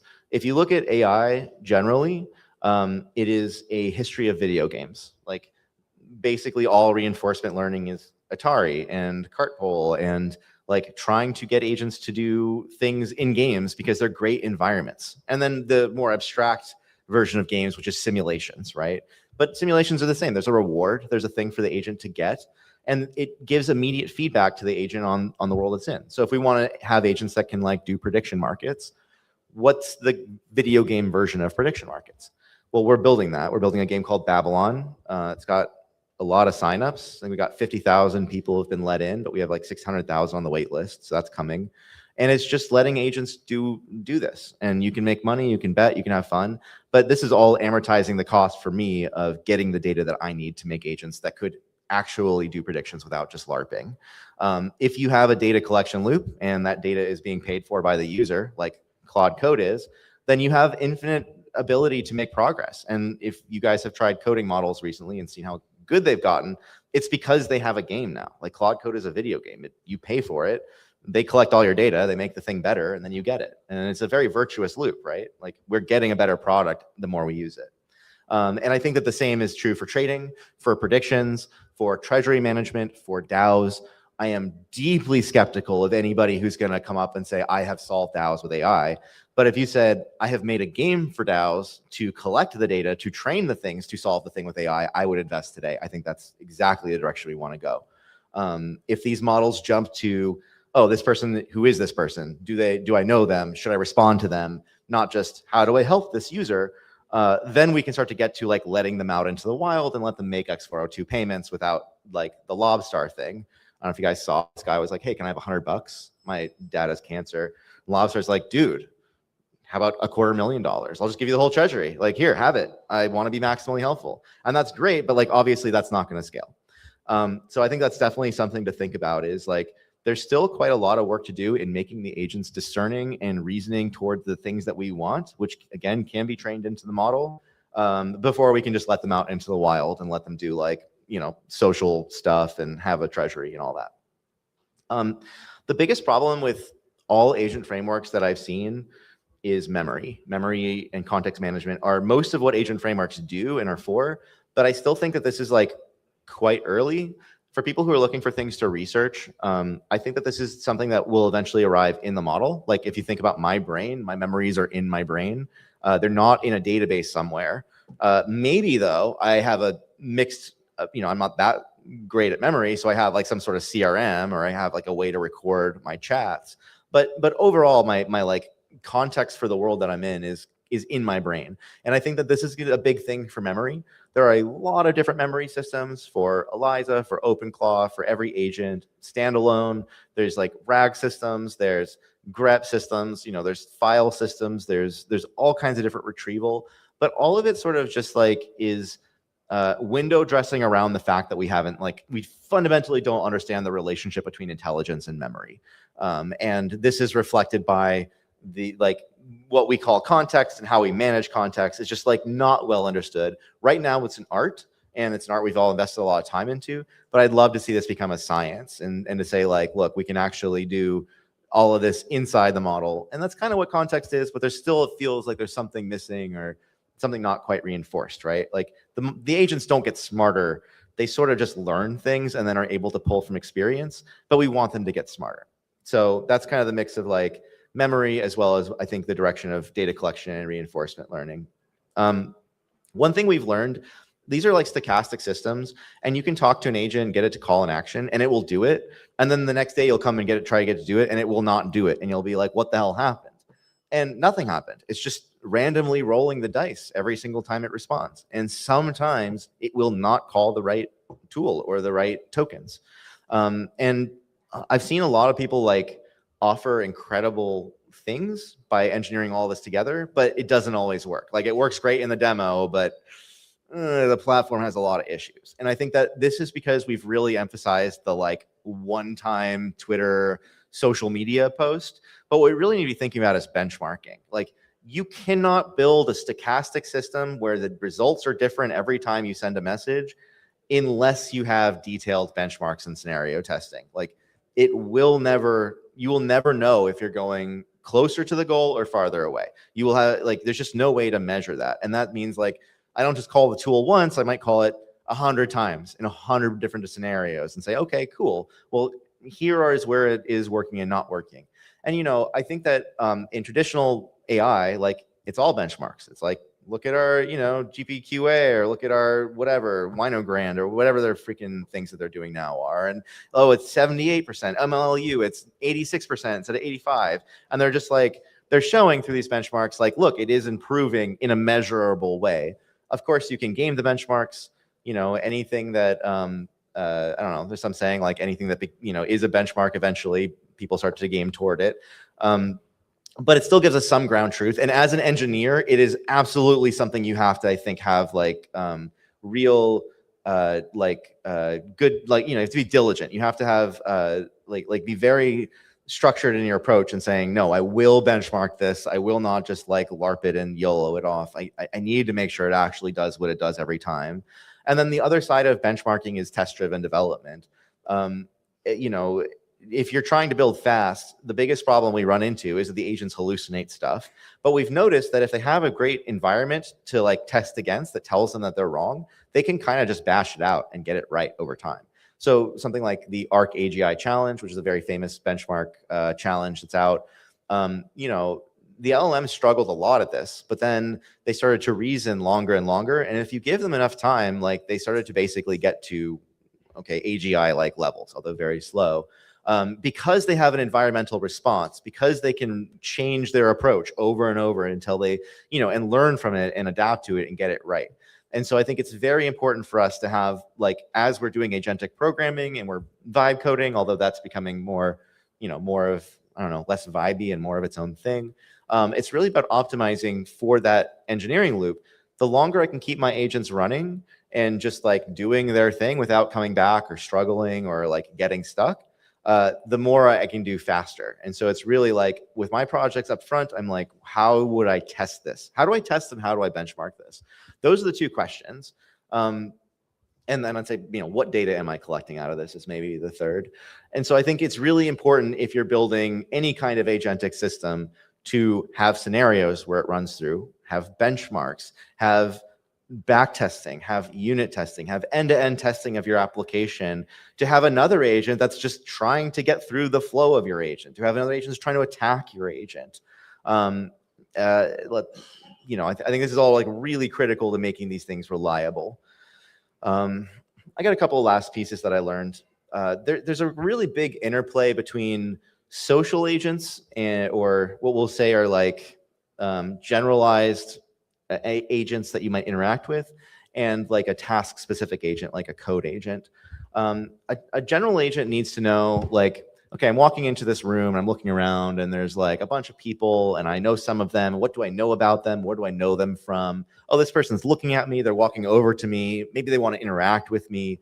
And if we put an agent in a game, these are all things that we have to do, right? Like the agent only becomes interesting if, you know, as you walk up to it, it's like, oh, hey, what's up? And it waves at you and it's aware of all of these things. And this is all like, I need to track entities. I need to have facts about everyone that I've learned over time. I need the recent conversation. I need the things that I need to know about the world. I need all of this just to be able to respond to whoever's talking to me appropriately and helpful. But then I get into like, okay, they want me to write some code, and I only have a very limited context window. And all of that stuff about who I'm talking to and like what I remember about them is totally not worth even remembering or keeping in my head. I got to clear all that context out, and I got to switch over to being like a code agent or a task agent. I got to do this one thing for this one user. And so we were trying to do a lot of like, well, let's just give our social agents the ability to write code. But then we were running into these like mega context issues where like half the context is this social stuff and half of it is this more like monologuing code stuff, and they don't really work together. So we started to split our agents up and to really follow this like orchestrator pattern. And where I found that Eliza is not great as an agent is it's really not a code agent. It's really optimized for the other stuff. And we built it out of video games. Like we all of our Eliza stuff is basically simulation and games. And so we really thought about it from that angle. And when we went to do like a Claude Code thing, like I can kludge it together, but it's really not ideal.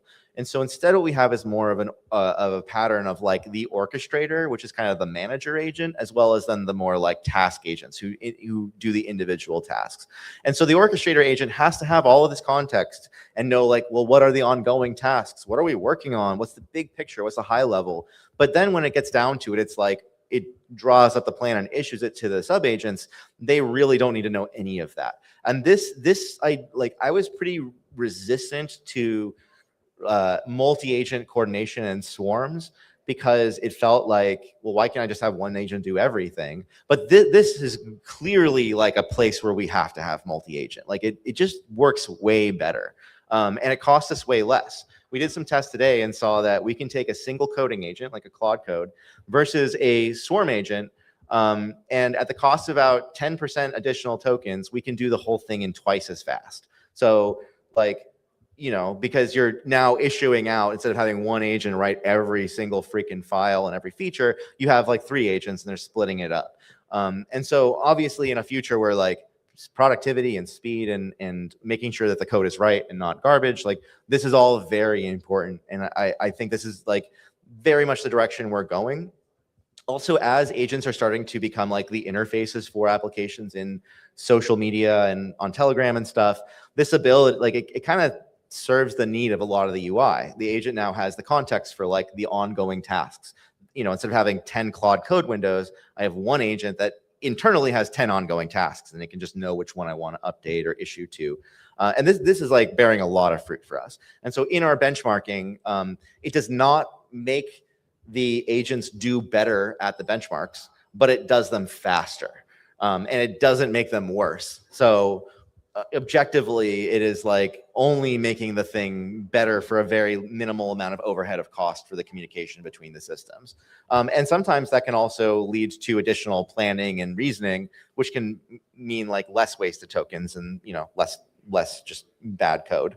And then where this is all going, I think, for the last part is, I think this is all going toward robots. There's been a huge physical AI, quote unquote, is the hot new thing, I guess.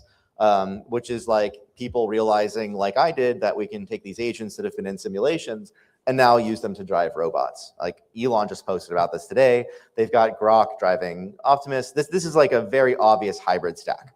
I'm relatively new to robots, but I bought a robot. I got into reinforcement learning.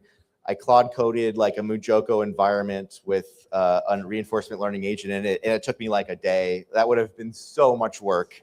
Oh my God, so much work, but it just nailed it. And now I have like a little robot that walks around with reinforcement learning. So what I've been working on now is to take my Eliza agent and which calls actions. And the action is like, it could be something complex. Like I want you to walk over to the ball, and then I want you to pick up the ball. So that's 2 actions. And it can issue those actions to the RL policy, which has is conditioned on the text. So it's a text conditioned RL policy. So it's kind of like walk to ball. Like it understands what it's doing. And then it starts walking to the ball. So the agent issues the actions and is like, oh, I should walk to the ball. I want to pick it up. The user asked me to do this. Hey, yeah, sure, user, I'm happy to do that. And while it's responding, it's also issuing to this RL policy, which is driving the actual robot through the world to pick up the ball. And this is the exact same way we're doing video games, where we have this agent. It's like, oh, there's this, like we have this RPG called Hyperscape. and the agents are like, well, there's some trees near me, there's some goblins. I really need to like get my wood cutting up, so I'm gonna go chop the trees, and then I'll go kill the goblins. And so all of this semantic context is being turned into this this agent decision making. It can reason, it can do all the LLM stuff, it can be the word cell, but then it can give it to this other side that can be very fast reacting. Like, okay, it's time to kill the goblin. The RL does not need to think, do I kite goblin? It just is an RL loop. It's trained to be really good at that. And so we can now have these like hybrid systems in games and directly into robots, and you know, and maybe other places, but those are the most fun parts, I think. So yeah, that's kind of where we're going. You know, ELIZA is a free open source thing. You can come and use it, but also like we're in the days where the most important thing to me is like to build a community, to have a lot of devs coming and working together, sharing ideas, joining up when we need to. So yeah, we have a cozy devs chat. If you hit me up, you can join the Discord. But I think that's where we're going, is like in an age where everyone has everything and my agent can do what your agent can do. I really care about community and building relationships with people. It's like something we're trying to do. And I think that has a lot of value. So, you know, that's what we're doing here too. So yeah, that's some of my lessons. I've learned a lot more, but I mean, I won't bore you guys. Thanks for listening.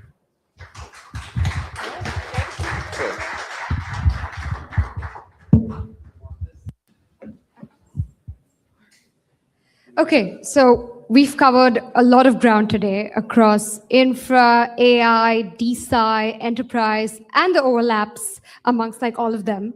So thank you so much to like all the speakers. Our final act is going to be from Archive Labs. They are doing a launch, like a special launch presentation, but I don't see the team, the Archive Labs team here. Oh, it's you. Hi. Thank you very much. Hello. Give me 1 second. So, do you have HDMI or is it only USB-C? This is USB-C. Wait. Yes. Hopefully I don't leak any sensitive information. Okay.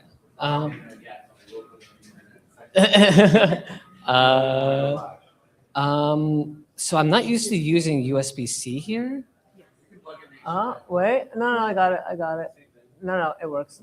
I just never used USB-C before with this. I always use HDMI. Let me get this out of here. Hold on. No worries.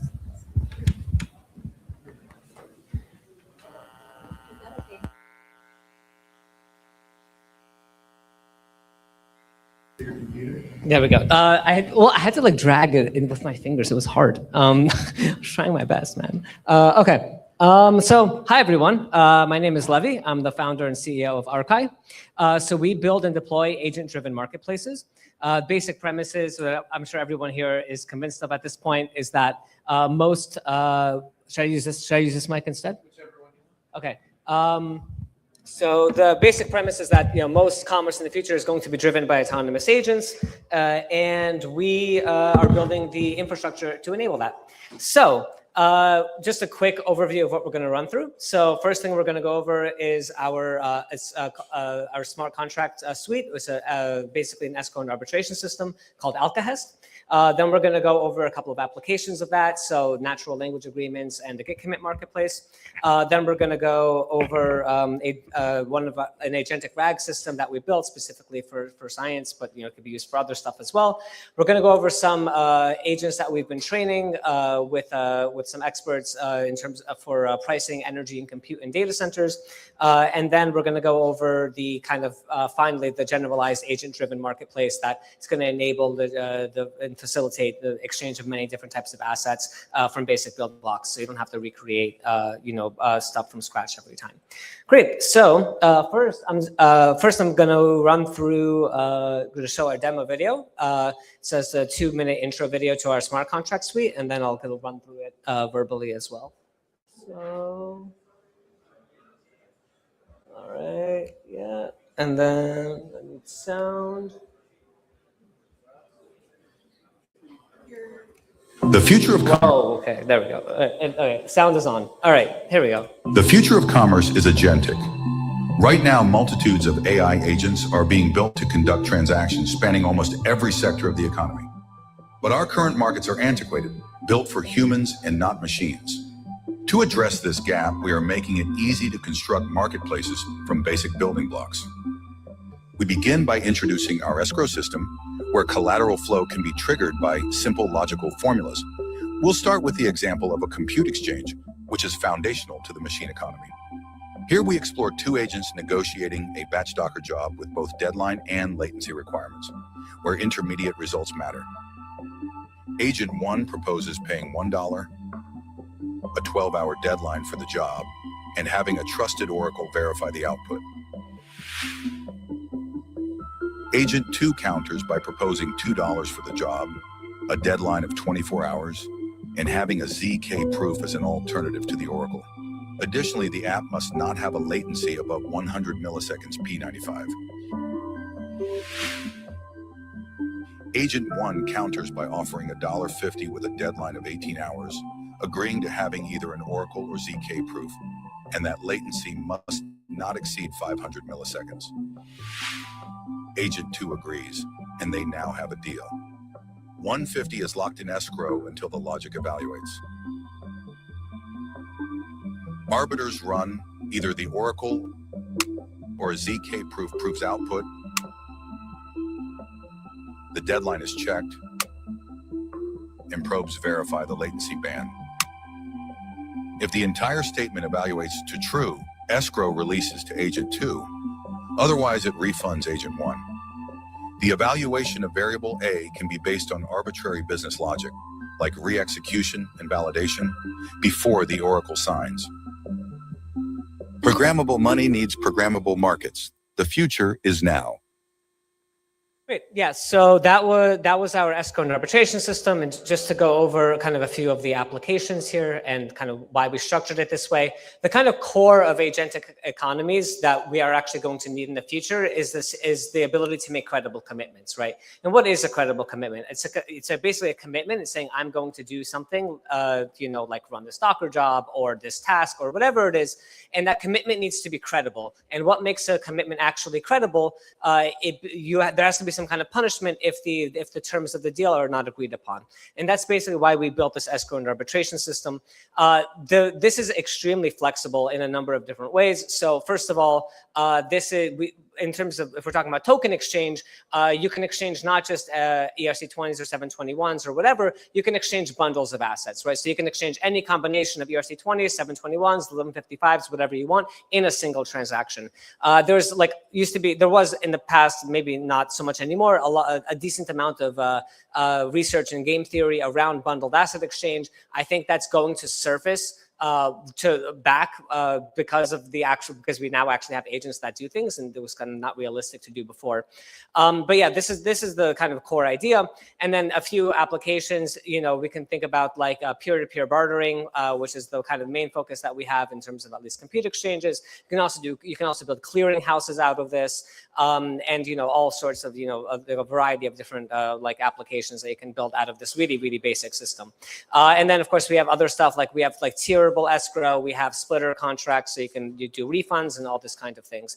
And one small interesting note that wasn't covered there is that if the arbiter for a particular contract, for a particular variable like A or B or C or D, that arbiter can itself be arbitrated recursively, right? So you can have an arbiter arbitrate that arbiter recursively all the way up the stack.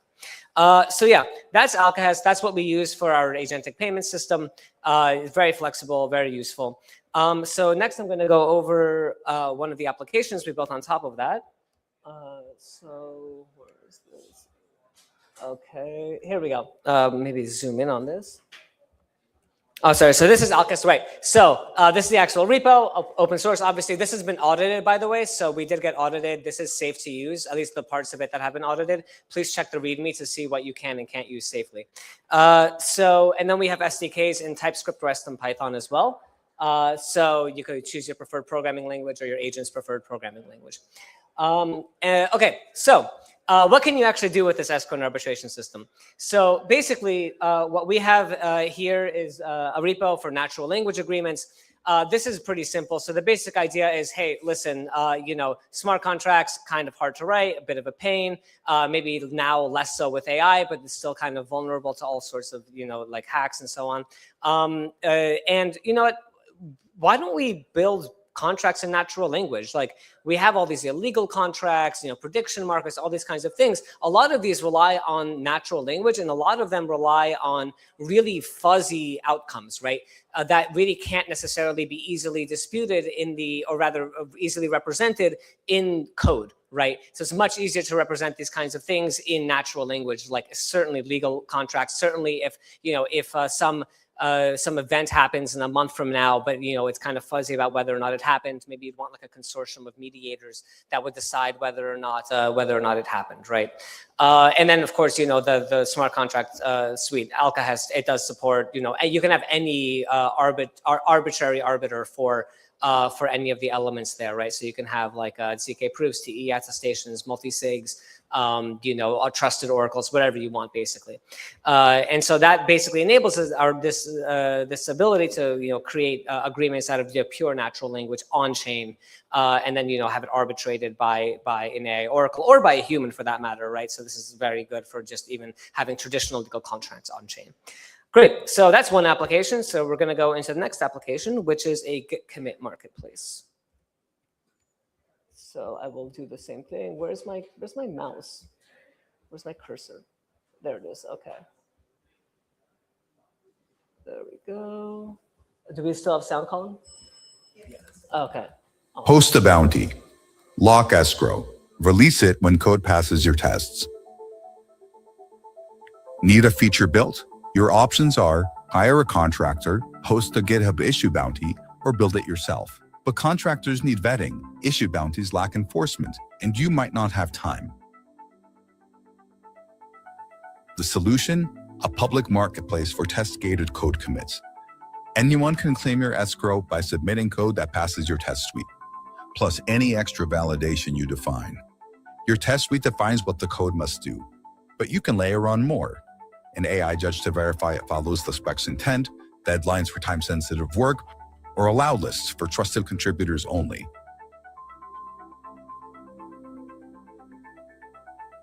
Unlike contractor platforms, this needs no interviews. Unlike issue bounties, there's a guaranteed payout. Unlike do-it-yourself, you get solutions you might not have thought of, and you only pay for code that works. Perfect for teams who want to outsource specific tasks without hiring, and to developers, human or AI, who want to get paid for solving problems. Test-gated escrow for code. Pay for what passes. Okay, yeah, so that was our... So that's our Git commit marketplace. The basic idea behind why we created this is that coding evals are bullshit. So that's a bit tongue-in-cheek, but frankly, like they're gamed all the time. We saw, especially there was that big thing with Llama 4 that happened. But there's severe over-optimization for these coding benchmarks, and that kind of raises all sorts of problems. And what's the kind of solution to these kinds of issues? Well, markets surface intelligence, right? So if you're only paying for things that actually work, then that kind of cuts out a lot of the noise that kind of prevents like real or the types of progress that markets would enable, basically, right? So that's really useful. It's pretty simple. Just define a suite of tests. If the code passes the test, if the commit passes the test, you get the money, and then you can have like any AI oracle in there, like review the code and make sure it actually like it passes the spirit, not the letter. Really simple, really basic. And also, by the way, this is not, to be clear, this does not rely on GitHub. This does use Git very, very heavily, but it is not tied to GitHub. There's a bunch of reasons for that, but the kind of primary one being like, hey, listen, kind of Git is the kind of permissionless open source, protocol, and GitHub is owned by a private company, and it's run by a great company. It works really well, but again, it's kind of it does have that central point of failure. Okay, awesome. So next up is agentic RAG. So also, yeah, and here's the repo. So yeah, you can run through it. We have like all these kinds of like really cool like features. You can do like all sorts of stuff. I won't run through it, but I strongly recommend checking out this repo.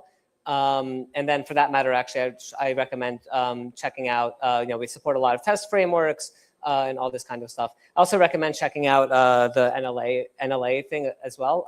Actually didn't go over it too thoroughly, but this is pretty robust as well. We tested this out quite a bit.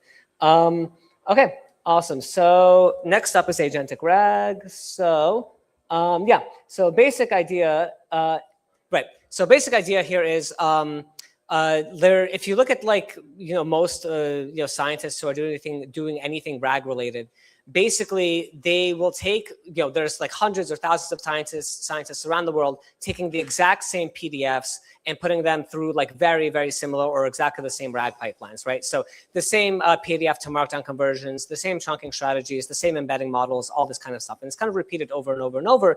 And this is a really, really massive waste of resources. And there isn't really like a reason that it needs to be this way, right? And so what we built is basically a completely reproducible RAG pipeline where you can plug in, right, any PDF to Markdown conversion module that you want, any chunking strategy you want, any embedding model that you want. And basically the idea is that you can make this entire totally reproducible RAG pipeline and actually like create all of these different combinations, which is kind of grows very quickly, right? If you're using every single one of these modules, and so the space kind of the end state embedding models grows very quickly, but at the end of the day, it's still going to save a ton of time and money because it's basically a massive pre-computed cache of every possible transformation of every RAG pipeline, or rather every possible transformation of every scientific paper in existence, or that's the goal that we're going for anyways. And so this has a lot of really cool benefits. So one, we use a knowledge graph to actually keep track of every single transformation. And in additionally, because we keep track of everything, this basically enables agents to kind of keep track of the components that they're using, learn from experience about which RAG pipelines actually gave better answers, gave worse answers, and kind of learn over time about the best retrieval strategies. And of course, we have other stuff in here, re-ranking, and other kind of lexical search and all this kind of stuff. The person who wrote agentic RAG is here in the audience. You should find him later. I will introduce him.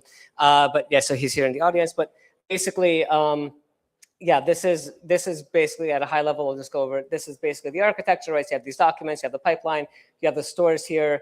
And then you have and also of course we have not only an indexing pipeline, we also have a retrieval pipeline, to be clear, right? So indexing is when we actually take the PDFs and put it through the RAG pipeline, and we end up with this this database at the end of it. The querying pipeline is like a separate pipeline, but it also of course enables you to query it. You can kind of query a bunch of different RAG databases at the same time. You can look for what the best answer is. You can combine the answers in any way you want. And this really gives a really solid foundation to be able to learn from this stuff over time. And so our goal here, long-term, well, one of our goals, we have a lot of goals with this, but one of the goals long-term is basically to, one thing I totally forgot to mention, right? So for those of you, someone mentioned DeSci earlier, and well, I don't know what happened with my screen, but basically, yeah, somebody mentioned that earlier. That basically one of really early on in that movement, it's kind of not as relevant now, but really early on in that movement, there was kind of a focus on findable, accessible, interoperable, reusable data. It's called FAIR. There's an entire movement around FAIR, right? Because you have all of this data, all of this data in different silos, government paywalls, government databases, company paywalls, scientists just like not publishing the data behind their work, all this kind of stuff. There was this movement that arose called we have to kind of fix this problem. This is costing many billions of dollars a year, but that's like the lowest estimates of just not having data actually be fair. And so one of our goals here with this repo and this project is actually to make that data fair. And the way we do that is by having this kind of reproducible knowledge graph that can actually keep track of all of these transformations, right? We also want to do like eventually like a SETI at home style, like compute powered, or rather that's where we're going to get we want to get the compute power to actually run all of these transformations and actually create this massive pre-computed cache, so we can actually save people tons of time and money rather than making them like repeat these computations that are literally happening all around the world over and over again using the exact same data. Colin, is this screen working? It's overheating, or maybe my cloud code is using up all the energy. So That's possible. Let me see if I can plug it back in. 1 second. I think it's just overheated after a long day. No, wait, hold on. 1 second. Let me see. It's pretty cool to the touch. Okay. What is going on? Oh, there we go. Okay, awesome. It's just my weird little text editor. Not the thing I want to be showing. 1 second. Why isn't that? Okay, I'll pull this out of here. 1 second, and then I'll put this over there. Why isn't it staying? That's so weird. 1 second. 1 second.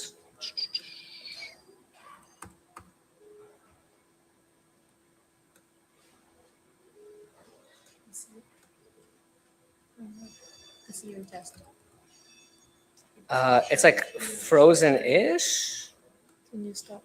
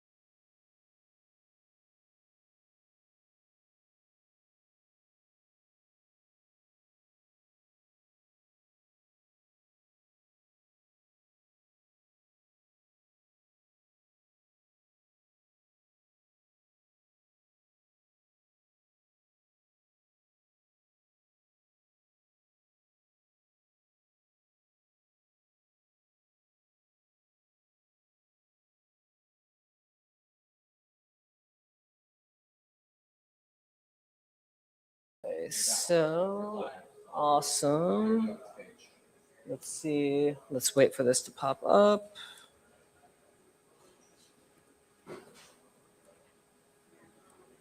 Okay, there we go. Okay, so I'm going to pull this back over here. Sorry about that interruption.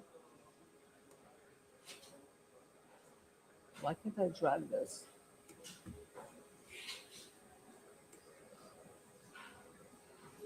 I love open source software, but Macs are just so much smoother than this. 1 second. There we go. Okay. There we go. Okay, sorry about that. So, great. So, yeah, so that was our agentic RAG system. Basically, so yeah, next we're going to move on to the kind of like actual like more marketplace related stuff, or rather we're going to return to more marketplace related stuff. So we have been working with Puffer to design, the Puffer is like one of the fastest reinforcement learning frameworks in the world. So I'm going to go and go here. I'm going to go to the branches, and I'm just going to pull this up. So basically, we're creating, right, naturally, we're creating a compute marketplace using our generalized marketplace infrastructure, which I will be presenting shortly. Basically, the way that this, what we've done is basically we've trained agents to optimize pricing and scheduling in data centers. So you can basically imagine you're an agent. You have a bunch of incoming job requests. You know, I need this H100 for this long. I need that B200 node for that long. I need this rack for this long, et cetera. You have like a bunch of different incoming job requests. And on top of that, you can also like pull energy from the grid. You might have some behind the meter storage and generation. So you might have some solar panels or gas generators or batteries that are actually that are providing the energy. And these are becoming super duper common for data centers, right? Because we have just putting a lot of stress on the grid that it can't take. And the question is, how do you actually price the compute, right? At the end of the day, the kind of confluence of just the compute and energy, let alone all of the other factors, like if you want to start really like optimizing the full suite of resources, which we'll get to later, but just for compute and energy, it's basically a very big load balancing problem, right? And so really, it's like a kind of like a long, at least for the compute stuff, it's kind of like a long horizon bin packing. And what we've done is we're using reinforcement learning to optimize like the pricing and scheduling of compute jobs in data centers. And And I'm going to just pull it up real quick. So Ocean Archive. So this is us. And yeah, so basically I think most of the logic is here. And so, it's really, kind of exactly what you would expect from a simulation like this. Basically, we have, different, assets, how much storage do you have, how much data storage do you have, how much energy storage do you have, how much energy can you generate, what kind of SLA you're looking for, location, uptime, latency, bandwidth, exactly all the kind of basic stuff that you would expect to care about in a compute marketplace. And then, we have different class, we have different configurations, you can have different types of GPUs. We're not actually modeling like the internals of data centers yet, but of course that is like a very logical next step in terms of like optimizing within data centers, although there's already a lot of work there. And yeah, so basically we have, right, and here's like all the variables that this is like all the stuff that you need to keep track of. And basically, I won't like run through the entire thing because there's a lot here, but basically we are training, using all this information to basically, come up with the best revenue. By the way, to be clear, on both the buyer and seller side. So we have both buyer side and seller side agents. And the idea is that eventually they're going to negotiate with each other over the price, like you saw in the initial video. The thing is that we're not negotiating in natural language. This is not natural language reinforcement learning. This is traditional reinforcement learning, meaning that we can do, so this library is already, I think, at over 10 million steps per second in reinforcement learning, which is like many, like thousands or tens of thousands of times faster than the prior state of the art. So this is really basically the cutting edge in terms of like speed. And this will be, there's basically, within the narrow domain that we're considering, there's no LLM with RL that can beat this kind of stuff. It's just not practical. It's not realistic because, again, we can go over literally millions and millions of steps per second. We can do a full simulation in about a minute on like a 4090 or a 5090, one single GPU. So like super low cost to train and basically very high quality output. So yeah, so that's that. Okay, great. So now we get to the main thing that we are presenting today. How on earth do you build a totally generalized agent-driven marketplace? What does that even mean? I'm going to zoom in here a bit. So basically, this was inspired by the field of compositional game theory. Now, just to be clear, we are not strictly focused on. We have not kept to the strict formalisms of compositional game theory, which, to be clear, is a combination of category theory and game theory. So for those of you who don't know what category theory is, it's basically everything that you would learn in an undergrad math degree generalized using flowcharts. That's like a really dumb explanation, but that's basically what it is. And the idea is that, hey, a lot of the problems with traditional game theory is that they didn't really take into account the fact that these are like really complex dynamic systems that don't necessarily fit into normal form or extensive form games, and let alone, I mean, I don't think anybody's covered cooperative games with this stuff, but that's like a really big issue. And so this brilliant researcher by the name of Jules Hedges and a lot of his colleagues basically went ahead and tried to be like, okay, well, what if we actually represent, use category theory to represent these games, and now we can actually start making, start forming sub games that form larger games. And if you can have, some kind of, if you have if you can prove equilibria properties about some sub game, like, oh, there's some Nash equilibrium in that sub game, well, you might be able to prove things about the upstream game that it's a part of, basically. And that basically enables you to have like a really wide range of, rather, it allows you to express much more than you can with traditional game theory. And so I was deeply inspired by that. It was very hard to stick to the strict formalism mathematically. But basically, I was inspired heavily by it, and you'll see in the diagrams I'm about to show basically how that works. Now, in terms of the compositional game theory, something else came out after it. I think they're now calling it categorical cybernetics. And we're using the term cybernetics quite heavily because that's very closely related to what we're building. This is just like the really basics of like some really basic game, just to give you kind of a flavor of what this actually looks like. So this is basically like what an open game looks like. And the open game is like the foundation of compositional game theory. It's basically the idea of like, okay, we have some past state, right, writ large, whatever it might be. That past state gives some input, so rather some context that goes as input into the current game, right? Now the agent that controls or rather that's making the decision in the present, in the current game, that it makes a decision, it makes an output, it takes an action from its action space, and it outputs that, whatever that action is. Something happens writ large, very generally in the future, and that we take whatever happened in that future and we pass it back to the present game, and then we pass it, and then we pass that back to the past, right? So we kind of keep track of all of the inputs and outputs over time, so we can kind of we can basically and this is the kind of basically form like games out of larger sub games. Basically, this is the rather larger games out of sub games, right? And so that's basically an open game. I'm not going to go through all of these because there's a lot more to get to, but like this is an atomic game, which is a type of open game.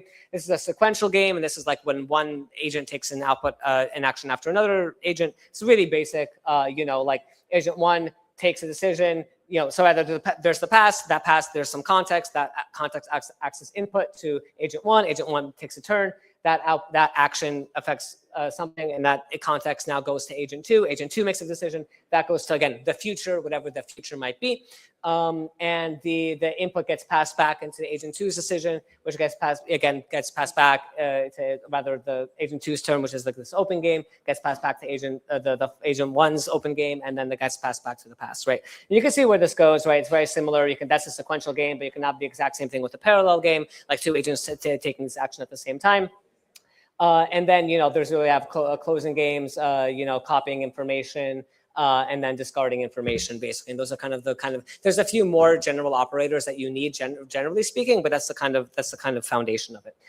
Okay, great. So how do we make marketplaces out of this? Very cool. I'm glad you asked. We have to do a bit of work first. So what is a reactive decision? So we have three basic patterns that we use to create this marketplace. The first one is a reactive decision. The second one is a strategic interaction pattern. So that's like a bilateral negotiation, and you'll see the loops. And then the third one is a multi-party agreement. So we'll kind of go through all of those. So basically, this is actually genuinely quite basic, but it really helps to go through the kind of theory. So we have this environment. Again, the environment could be literally anything. It could be something happening from the network, happening outside of the world. It could be some kind of like a node, some agent monitoring its internal node. Like, okay, I have some excess compute, or I need compute that I don't have. It could be some timer event like a cron job. It could be a market signal like the price of whatever GPUs or Bitcoin just spiked 10% or whatever it is. And whatever it is, there's some trigger, and that trigger defines the state, the situation that you're in, the game that you're in, right? And so that goes. So the first thing is that happens, that's detected. It goes into this event processor, and so we actually build the context in a kind of like strict, like formal sense. We then, that. And also the resource portfolio of the agent, and this is kind of really important. The resource portfolio of the agent, you can imagine it like consisting of a few different types of assets. So in terms of so there's three writ large, right? So there's the compute, storage, bandwidth. Those are the three modern pillars of computing. Like, what are my compute resources? What are my storage resources? What are my bandwidth resources? What are my energy resources? That's a big one as well. So that's kind of one category of assets that would be in a resource portfolio. Second category is are like financial assets, right? And basically, because everything we're doing is on chain, you can represent whatever, like any RWAs, ERC20, 721s, 1155s, whatever you want, whatever asset you might want can basically be represented in this resource portfolio as long as it can be put on chain. And the third one is information, right? And information, it could be whatever. I have some private proprietary data that I have access to, or I know something that as an agent or as a company or whatever that nobody else knows, and that's an asset in and of itself, right? And so that's what can actually constitute an actual a resource portfolio. So basically, the context from whatever triggered this current decision process, plus the resource portfolio, that gets put into the input context, and that input context gets passed to the agent, right? Now that agent is making a reactive decision. And so how does that work? Basically, again, this goes back to open games. It's really basic. Reactive decision, so the agent takes an action, it has some outcome. Again, that outcome gets passed back as utility to the agent's current decision. All right, sorry, I'm skipping a step. So the context gets passed to the agent. The agent now picks a policy from the policy source. So it can have multiple different policies. It can have rules-based. It can have some kind of RL algorithm. It could have some kind of heuristic. It could be whatever. It could be literally whatever.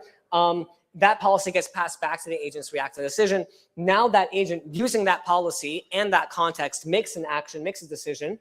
That gets passed to the output, and that's the future, right? That was in the open game before. That gets passed back as utility to the current agent's reactive decision process, and that gets passed back again to the input context. So we collect that experience, and that input context gets put into the history and policy store, right? So it's really basic, but this is kind of really simple framework for actually just making a decision based on some kind of event, basically. And then, that is nice, but, that's not really quite enough. So basically, if you actually want to be able to learn from that type of information, you kind of have to make it amenable to kind of reinforcement learning type dynamics.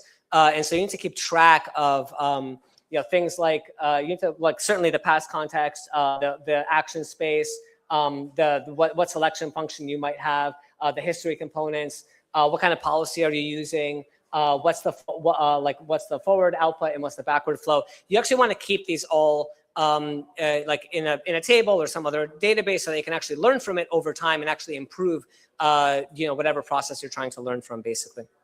So that's the reactive decision process. The strategic interaction pattern is quite similar, so it's not necessary to go through all of it, but basically again, you have some kind of counterparty message. You're in a negotiation. So let's say, for example, you were making a decision to be like, okay, yes, maybe I will accept this job. Maybe I will, negotiate with this counterparty. And so now you're in the negotiation, right? So you've already started, and now you have some kind of counterparty message. And that, again, that message gets passed to the environment state as that gets processed. The agent, again, you pass into this input context the agent state, so the negotiation context, and that could be whatever the history of past negotiations. It could be all the other negotiations I have going on, whatever it might be. That gets passed to that. Firstly, you check if you're in a terminal state or not, and I'll show you what those are. We have some state machine diagrams for that. And then, if we decide to continue, again, we're in an open game. We're in a strategic decision. Again, you're making a selection from the history and policy store, so you pull the policy back out into the strategic decision. That's what gets passed as the response to the counterparty that you're negotiating with, right? And then that basically forms a loop, and it forms a loop basically until you're in a terminal state and you're done. Once you're in a terminal state, you basically you are in a negotiation. You hit a negotiation outcome. You get the utility, and then again you pass that back into the context, and you update the history and policy store with that information, right? So that's a bilateral negotiation game. And then again, of course, you kind of need, again, to keep that table. You need to keep that table. And this is basically like a state machine diagram that decides whether you're in a terminal state or not in the negotiation game, basically. Okay, great. So we're almost there. We have one more basic pattern to go over. So this is a multi-party agreement. So how do you actually have agents come to agreements in groups? So basically, you decide, hey, I want to train a model in a distributed manner, right? I with my GPU or Max Studio or whatever, along with this 10 or 20 or 30 other nodes potentially, or out of a group of 1,000, I want to actually train a model, right? Under what conditions, right? You might care about price, you might care about time, you might care about energy consumption. There's all these different kinds of things you might actually care about, right? So how do you represent this kind of a process by which you come to an agreement collectively? So first thing that happens is there's an agreement. trigger, right? So this could be like, okay, I'm actually proposing I'm actually proposing what it would be like, oh, okay, this is the model that we're going to train. These are the conditions, etc. So at this point, you have a decision. Do you initiate or not? If you don't initiate, again, you're in a terminal state. If you decide to initiate, now you sign the terms, and now you basically do like something like gossip sub or whatever it is. You basically pass around this proposal on the network. And so, you get and this is an agent is it's receiving the proposal. It evaluates the decision. And so it kind of has a few options here. It can either reject the proposal outright, in which case it's not a participant. It can modify the proposal, and it could actually say, hey, I want a different proposal. So I'm gonna update the terms and then send this back to I'm gonna sign it and then send the proposal back to this gossip network. Or I can actually just sign and potentially commit resources if committing resources is what you need to do in this situation, right? Then so we check. So that process continues and continues until we check at this point whether we've hit the threshold to actually activate the agreement. And so if we've timed out on let's say there's like a time to live for the proposal, if it doesn't get passed within an hour, then it's basically done. So if we time out, then we're in a terminal state and the agreement failed, basically, right? If we have met the threshold, if we have met the conditions, then we've reached consensus. And now we are in a situation where we activate or not. And so it could be that there's an auto activation. It depends on how the agreement was made. If there's an auto activation, then then the agreement is binding, the resources are locked, and now we're in an active agreement. And if not, and if the person has an option, if the initiator of the proposal or whoever has the veto power has an option, they might decide to abort it. In which case, again, we're in a terminal state, right? And then, of course, just as before, so we have a table for all of these. That's how you keep track of things and actually learn from them over time.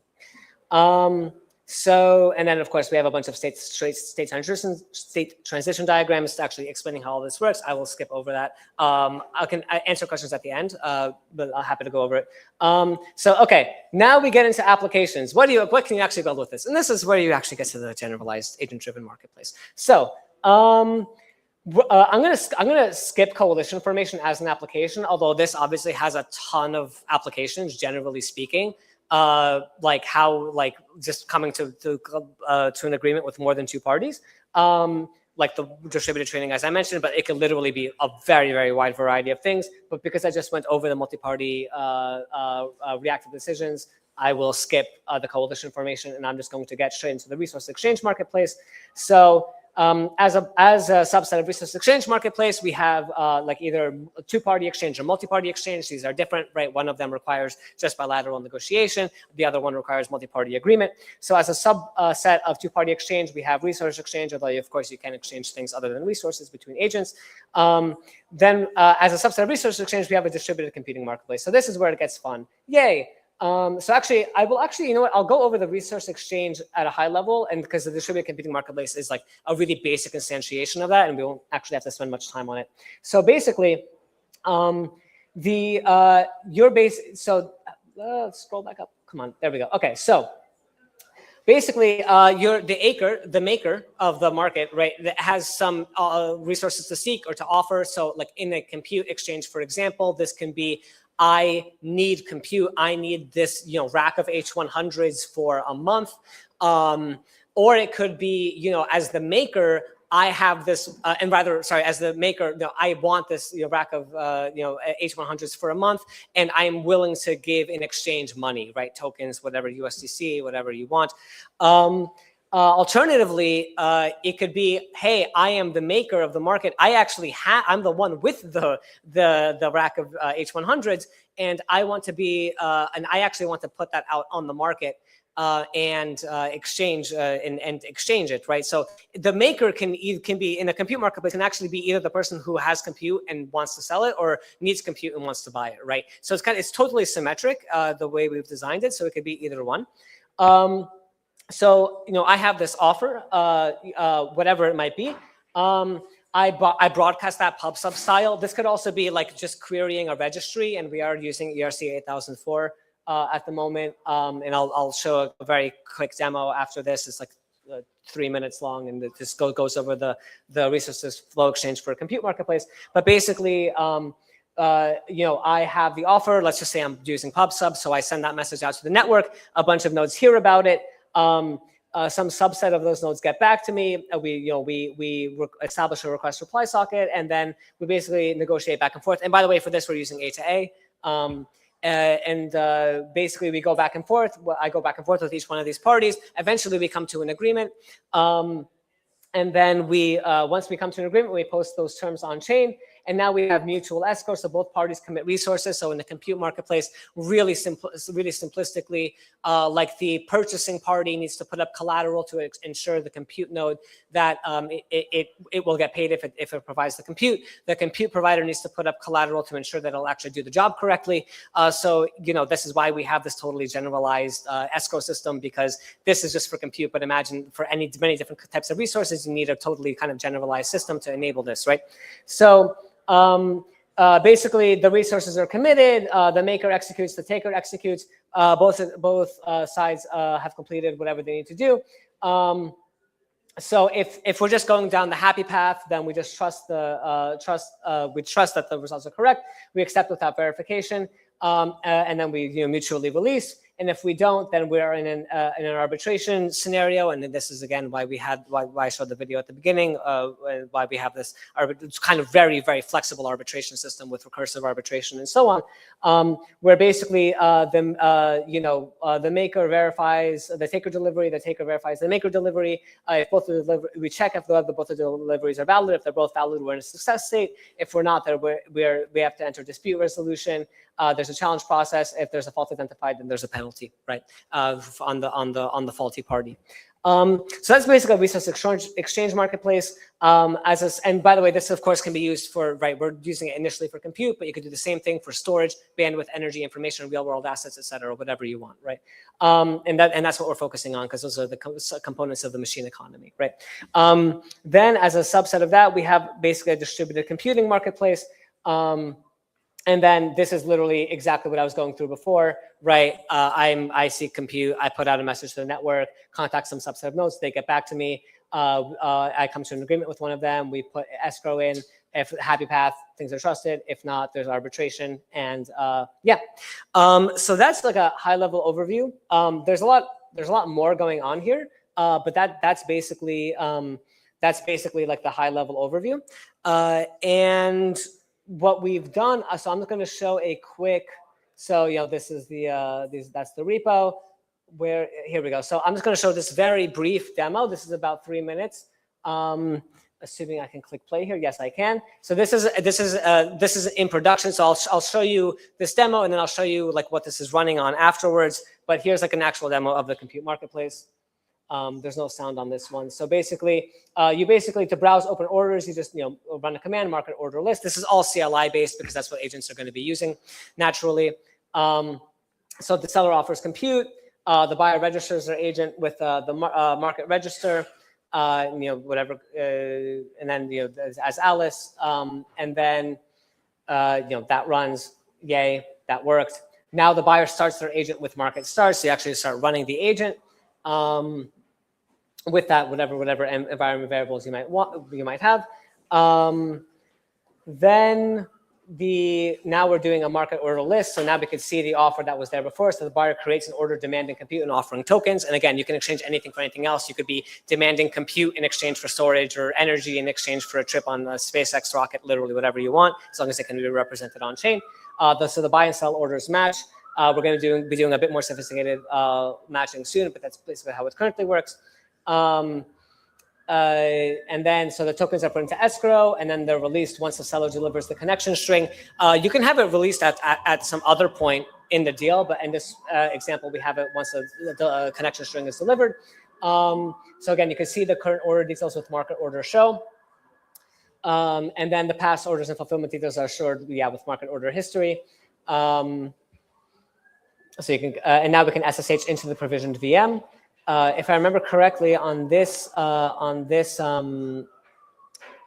example, if it's not, we do have it definitely recorded somewhere. But if, for those of you familiar with NanoChat, and by the way, Karpathy just a couple of days ago released like the recursive auto research, whatever it is, right, where you can kind of recursively improve, kind of run like his NanoChat repo and like. Maybe not the NanoChat repo. I think he kind of stripped it down a lot, but you can basically run it. But yeah, we can train NanoChat here. So now we can run workers on the machine. But we recorded this before auto research came out, but we might do some stuff with auto research, which is kind of a very similar thing. The NanoChat was also written by Karpathy naturally. So yeah, now we run that, and that's basically like connecting to a GPU node and training a model, really basic model. This can get up to basically GPT-2 style. So that is that, and then I'll skip the seller onboarding video. It's a bit longer, but yeah, this is the repo. We haven't made it public yet, but we will soon. And this is basically this is called Simple Market Service (SMS), and it basically uses, like I was saying, Alcahest, which is our smart contract escrow and arbitration system, the compositional game theory docs, which I was showing you, zero tier for networking, A to A for agent-to-agent communication, fast API, and ERC 8004. Yes, so that, and then, our goal naturally is, we're starting with compute, but fundamentally, people keep on talking about whatever these tasks marketplaces and agentic economies and so on and so forth. What we're focusing on initially is what actually makes a machine economy. Again, those are the three modern pillars of computing: compute, storage, bandwidth.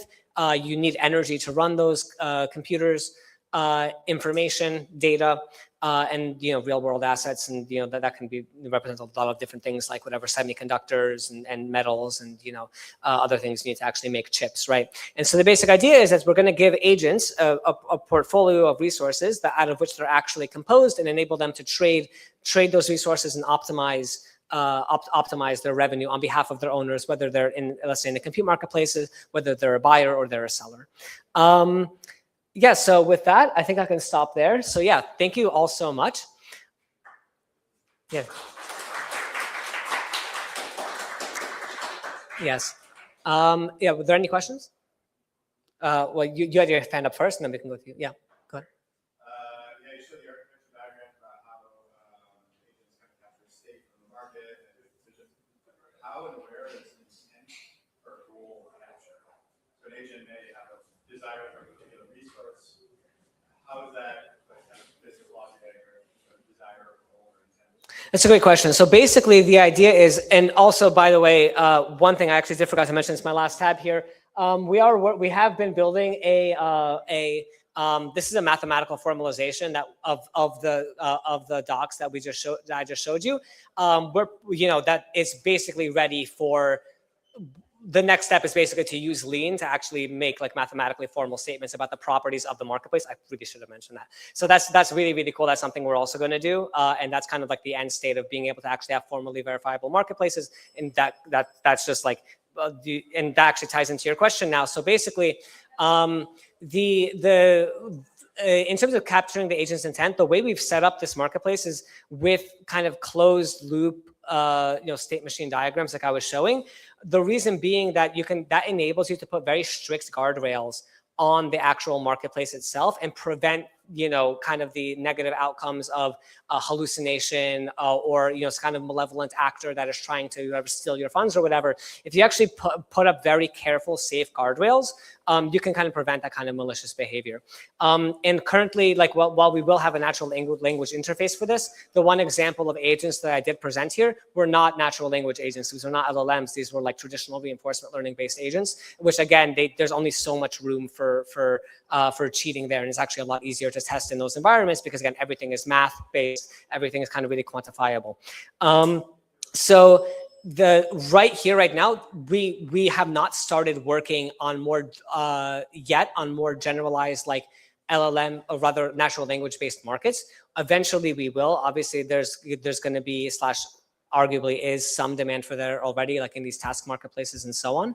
But we started, again, with these marketplaces, let's say for compute, for example, because, again, that's where all these agents are running in the first place. So why don't we actually focus on the bread and butter of like what actually in the meat and potatoes of what these agents are actually running on, and then eventually we can get into natural language agents, you know, and you can hopefully build up there safely. And part of that safety comes from, you know, the mathematical formalization, and if we can like prove mathematical properties about the actual marketplace itself, then we can prevent that kind of behavior. Does that answer your question? Oh, yes. So I understand there's peer-to-peer connection between individual agents. And there's also like a central pub sub so they can find orders and match each other. Is there also like a wider order book like traditional financial markets? Yeah, so that was like the market order show. It would be like, so basically, so the, okay, actually, I see what you're saying. There's no central order book. There's no central order book. The orders are, it's completely contained locally to the agents. So like I can ping a registry and you know, or ping an agent, and that agent could be like, here's the list of things I have. I have an H100 node, and I have all this storage space, and I have all this, you know, energy I can sell to you, and here's all this, like here's my portfolio of tokens. Maybe I won't tell you how much I have of each, but like, you know, here's like what I have. And you know, we could just go and negotiate back and forth, and without requiring a central order book to keep track of stuff. Thank you. Any other questions? All right, awesome. Thank you so much, everyone.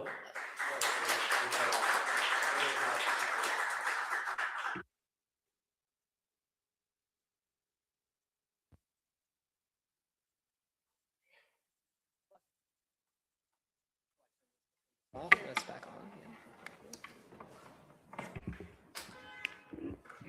Awesome. It's the end of it. Thank you so much for coming here. Thank you to all the speakers. For those of you who were not there at the beginning, I'm Isha. I'm from the App Relations team at the Ethereum Foundation. So if you guys are building cool... What? Okay. If you guys are building cool use cases, exploring cool use cases, building something on Ethereum, I would love to chat. And yeah, like we have happy hours starting now and food and drinks around. So enjoy. Thank you.